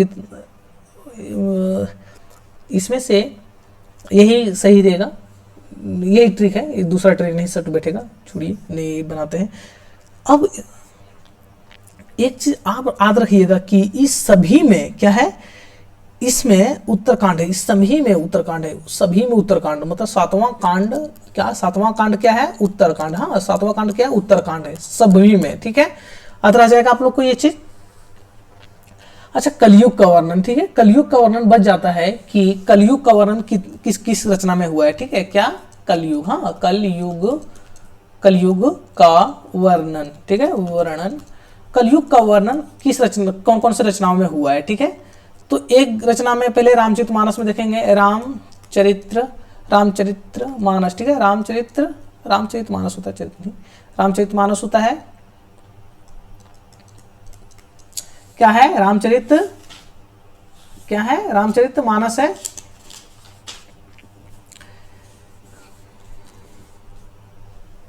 क्या है, रामचरितमानस है। दूसरा है फिर क्या, विनय पत्रिका है एक, क्या है, विनय पत्रिका, विनय पत्रिका। तीसरा क्या है, तो कवितावली, हाँ कवितावली, इसी में कलयुग का वर्णन मिलता है, ठीक है। 1 2 3 रचना ऐसा है जिसमें तुलसीदास के कलयुग का वर्णन मिलता है। कलयुग का वर्णन मतलब कलयुग जो भी चल रहा है इसका वर्णन मिलता है कि कलयुग में कौन कैसे होगा, कौन कल की भगवान कैसे अवतार लेंगे, कैसे इंसान क्या होगा, ये कलयुग का वर्णन, कलयुग में कितना घोर पाप होगा, न्याय होगा, ठीक है। समझ रहे हैं ना कि लोग कुछ संत भक्ति नाम सुनना नहीं चाहेंगे, ठीक है। तो इनका कुछ पंक्तियां था, मुझे याद नहीं आ रहा है, जो सुनाता मैं। तो ये क्या है, कलयुग का वर्णन है, मिलता है, ठीक है। किसमें, रामचरितमानस में मिलता है, विनय पत्रिका मिलता है, कवितावली में मिलता है, ठीक। कलयुग का वर्णन किसमें किसमें मिलता है, तो रामचरितमानस में, विनय पत्रिका में, कवितावली में मिलता है, ठीक है। किसमें मिलता है, और तुलसीदास की कुछ कुछ पंक्ति भी आप लोग सुन लीजिएगा, ठीक है। जैसे कि उनकी कवितावली में संकलित एक पंक्ति आता है, ठीक है, क्या है, बाल, ठीक है, बलाधि विशाल विकराल जवाल लाल मानो, ये सब पंक्ति है जो ये नेट में पूछा गया था पंक्ति, ठीक है। ये कवितावली बहुत पहले पूछा गया था, ये कवितावली की पंक्ति है, ठीक है। और जो अच्छा हाँ बताने भूल गया था मैं, विनय पत्रिका, ठीक है, विनय पत्रिका में ही तुलसीदास ने मीरा के पत्रों का जवाब दिया था, ठीक है। मीरा के पत्रों का जवाब दिया था, ठीक है, विनय पत्रिका में ही, समझ गए। अच्छा, एक और कवितावली का एक और फेमस पंक्तियां हैं, आप लोग याद रखिएगा। खेती ना किसान को भिखारी को ना भीख, क्या, खेती ना किसान को भिखारी को ना भीख, कवितावली से पंक्तियां हैं, ठीक है, आप लोग याद रखिए। और इनका विनय पत्रिका में एक और है, तनु तनियो, ठीक है, तनु जनियो कुटिल की टिक्यो। अच्छा चलिए वो सब बाद में हम ऐड कर देंगे अगला क्लास में। अभी हम लोग आते हैं क्या, अगला क्लास में हम अगला चीज में हम लोग चलते हैं कि किसने क्या क्या तुलसीदास के बारे में बोला है, ठीक है, किसने क्या तुलसीदास के बारे में बोला है, ठीक है। इसके बाद अभी तुलसीदास के बारे में बहुत से तथ्य भी बचे हैं, ठीक है, तो अगला क्लास में शामिल करेंगे। सिर्फ अभी जो आए हैं वो चीज़ बता रहे हैं, क्योंकि मैं टाइप करके उसको लिखा नहीं हूँ, लेकिन अगला क्लास में मैं ऐड करते चलूंगा, ठीक है। तुलसीदास के महत्व के संदर्भ में विद्वानों की कही गई उक्तियां, ठीक, कही कही बात। रामचंद्र शुक्ल बोलते हैं, यह एक क्या है, यह एक कवि ही हिंदी को प्रौढ़ साहित्यिक भाषा सिद्ध करने के लिए काफी है। क्या बोलता है, हिंदी की बोल या एक ही कवि मतलब तुलसीदास ही काफी है कि साहित्य का हिंदी साहित्य का भाषा सिद्ध करने के लिए। इनके भाषा में इतना अच्छा पकड़ है। कौन बोलते हैं, रामचंद्र शुक्ल, ठीक है, कि इस आप लोग याद रखिएगा कोटेशन, ठीक है। यह एक कवि ही काफी है जो प्रौढ़ साहित्य भाषा सिद्ध करने के लिए काफी है। तुलसीदास के बारे में बोलते हैं। हजारी प्रसाद बोलते हैं, हजारी प्रसाद द्विवेदी बोलते हैं कि भारतवर्ष के लोकनायक नामक लिखा है, नायक, ठीक है, नायक, ठीक है, नायक होगा यहाँ, नायक, हाँ नायक होगा। भारतवर्ष के लोक नायक वही हो सकता है जो समन्वय, क्या है, समन्वय, ठीक है, समन्वय करने का अपार धैर्य लेकर आया हो। अपार धैर्य मतलब जो भारत का लोक नायक वही। आखिर लोक नायक लोग कौन होते, धैर्यवान होते तब तो। नायक लोग धैर्यवान नहीं होगा, तुरंत कोई छोटे छोटे बातों में उलझ जाएंगे तो क्या वो नायक बन पाएंगे जी, महान बन पाएगा लोग, नहीं ना। तो क्या होगा, बड़े बड़े लोगों इसीलिए धैर्यवान होते हैं, ठीक है, धैर्यवान। तो वही बात करते हैं कि भारतवर्ष के लोकनायक, भारत का लोकनायक मतलब भारत का नायक, भारत का हीरो वही हो सकता है जो समन्वय मतलब एकदम विचार को एक तरह के समन्वय से विचार में ले जा रहा है, ठीक है, कोई ज्यादा उलझाव नहीं, ठीक है, कोई ज्यादा नहीं, कोई ज्यादा समन्वय मतलब नहीं होता है, नॉर्मल भाव से, ठीक है, करने का, समन्वय करने का अपार धैर्य लेकर आया हो, ठीक है। हजरत प्रसाद द्विवेदी बोलते हैं। और नाभादास बोलते हैं कि कलि कुटिल जीव विस्तार हित वाल्मीकि तुलसी भयो, ठीक है, पंक्ति अगली याद रखिएगा। हरिओद बोलते हैं, कविता करके तुलसी नाल से, कविता ही रसी तुलसी की कला, मतलब कविता करके तुलसी नाल से। कविता का मतलब ये इनका कहना मतलब ये है कि कविता क्या तुलसी का कला नहीं है, कविता का कला नहीं है तुलसी का कला है कविता करना, मतलब इसी तरह है, ठीक है। अब हम लोग आगे चलते हैं, क्या है कि शुक्ल क्या बोलते हैं, शुक्ल भारतीय जनता की प्रतिनिधित्व कवि यदि किसी को कह सकते हैं तो इन्हीं महानुभावों प्रतिनिधित्व कि कवियों में यदि कोई है जो कि भारतीय जनता जिसके मतों, जिसके प्रतिनिधित्व कौन करता है, नायक ही करता है ना जी, प्रतिनिधित्व हमेशा नायक लोग करते हैं। वही बोलते हैं कि यदि किसी को कह सकते हैं कि प्रतिनायक कोई सब पूरे जनता को लेके चल सकता है अपने रचनाओं के माध्यम से, तो वो कौन है, तुलसीदास, वही बोल रहे हैं, ठीक है। प्रतिनिधित्व पूरा भारतीय जनता का प्रतिनिधित्व कौन कर सकता है, तुलसीदास के कहने का मतलब, ठीक है।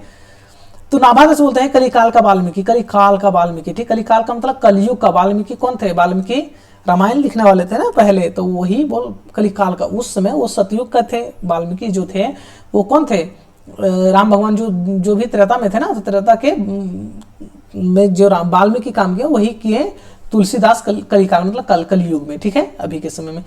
तो भक्ति को सुमेरु क्या ठीक है, कलिकाल का वाल्मीकि और भक्ति का सुमेरु, ठीक है, सुमेरु कहा है किसने, क्या है, तो नाभादास ने, याद रखिएगा। अब जो अस्मित बोलते हैं मुगल काल के सबसे महान व्यक्ति, मुगल काल के सबसे महान व्यक्ति क्यों कहा, तो इसलिए कहा कि क्योंकि तुलसीदास ने मुगल काल में ऐसा रचना कोई जल्दी लिख नहीं पाता था। क्यों, क्या कि उसमें मुगलों का शासन था, मुगलों क्या कहते थे, कट्टर थे धर्म के प्रति लेके, इसलिए नहीं चाहते थे कि ऐसा रचना कोई करे, ठीक है, दूसरे हिंदू धर्म के बारे में, इसलिए स्मिथ ने कहा ये बात, ठीक है। अब जॉर्ज ग्रिशम ने क्या कहा है, तो जॉर्ज ग्रिशम ने कहा है कि बुद्ध देव के बाद सबसे बड़ा लोकनायक, बुद्ध देव मतलब बुद्ध भगवान जिसको हम लोग कहते हैं, बुद्ध भगवान के बाद सबसे बड़ा लोकनायक, बुद्ध देव के बाद सबसे बड़ा लोकनायक मतलब महान व्यक्ति कोई हुआ तो वो तुलसी हुए। कौन हुए, तुलसी हुए, ठीक है, कौन हुए, वो तुलसी हुआ। अब रामविलास शर्मा बारे में आते हैं। रामविलास शर्मा ने कहा है जातीय कवि, क्या कहा है, जातीय कवि। रामविलास शर्मा ने तुलसीदास को क्या कहा है, जातीय कवि। आप लोग जानते हो कि बताया हूं मैं पहले भी कि जातीय कवि, जातीय क्या होता है, जातीय मतलब एक तरह की, एक पार्टी में रहने वाले, एक तरह का भाषा बोलने वाले, एक तरह का व्यवहार, एक तरह का त्यौहार, एक तरह का बोलचाल, एक तरह का पहनावा ढंग, एक तरह का बात, एक तरह का सोच, यही होता है, क्या होता है, एक जातीय कवि, उसको जातीय कहते हैं, ठीक है। जिससे कहते हैं जातीय भाषा, हिंदी जातीय हिंदी भाषा, इसी तरह जातीय कवि का है मतलब हिंदी, कौन सा जाति से लेते हैं हम लोग, हिंदी का जातीय कवि मतलब हिंदियों का, हिंदी पट्टी का जातीय कवि मतलब हिंदी पट्टी का कवि है, ठीक है। अमृतलाल नागर ने एक रचना लिखा मानस का हंस, ठीक है, अमृतलाल नागर का एक उपन्यास है मानस का हंस, ठीक है। वो अमृतलाल नागर ने मानस का हंस किसको कह दिया, बोल तुलसीदास को ही मानस का हंस कह दिया, ठीक है। तुलसीदास ने तुलसी को क्या कहा, मानस का हंस, ठीक है। आप लोग, मुझे लगता है कि याद रह जाएगा। अब मैं पूरा तरह से थक गया हूँ, अब क्लास आगे होगा। चलिए अब यहाँ तक आप, मुझे लगता है कि आप लोग याद रहेगा, और ये क्लास लाइक शेयर कर दीजिएगा, अपने दोस्तों तक पहुँचा दीजिएगा, और कैसा क्लास लगा कमेंट कीजिएगा। जो तथ्य छूटा उसको मैं एक क्लास में और मैं राम भक्ति शाखा खत्म कर देंगे, इसके बाद कृष्ण भक्ति शाखा आएंगे, इसके बाद भक्ति काल कंप्लीट करके रीति काल में घुसेंगे, ठीक है। और उधर अनु में पढ़ा रही है अभी इकाई 10 माटी की मूर्तियां ठाकुरी बाबा हो गया है, ठीक है। तो आप लोग उधर भी देखते रहिएगा, शेयर करते रहिएगा। आप लोग का सपोर्ट के बिना कुछ नहीं है, आप लोग जितना सपोर्ट कीजिएगा उस हिसाब से, और ये चैनल आप ही लोग के समस्या को हल करने के लिए बनाया गया है। तो चलिए बने रहिए, लाइक शेयर करते रहिए।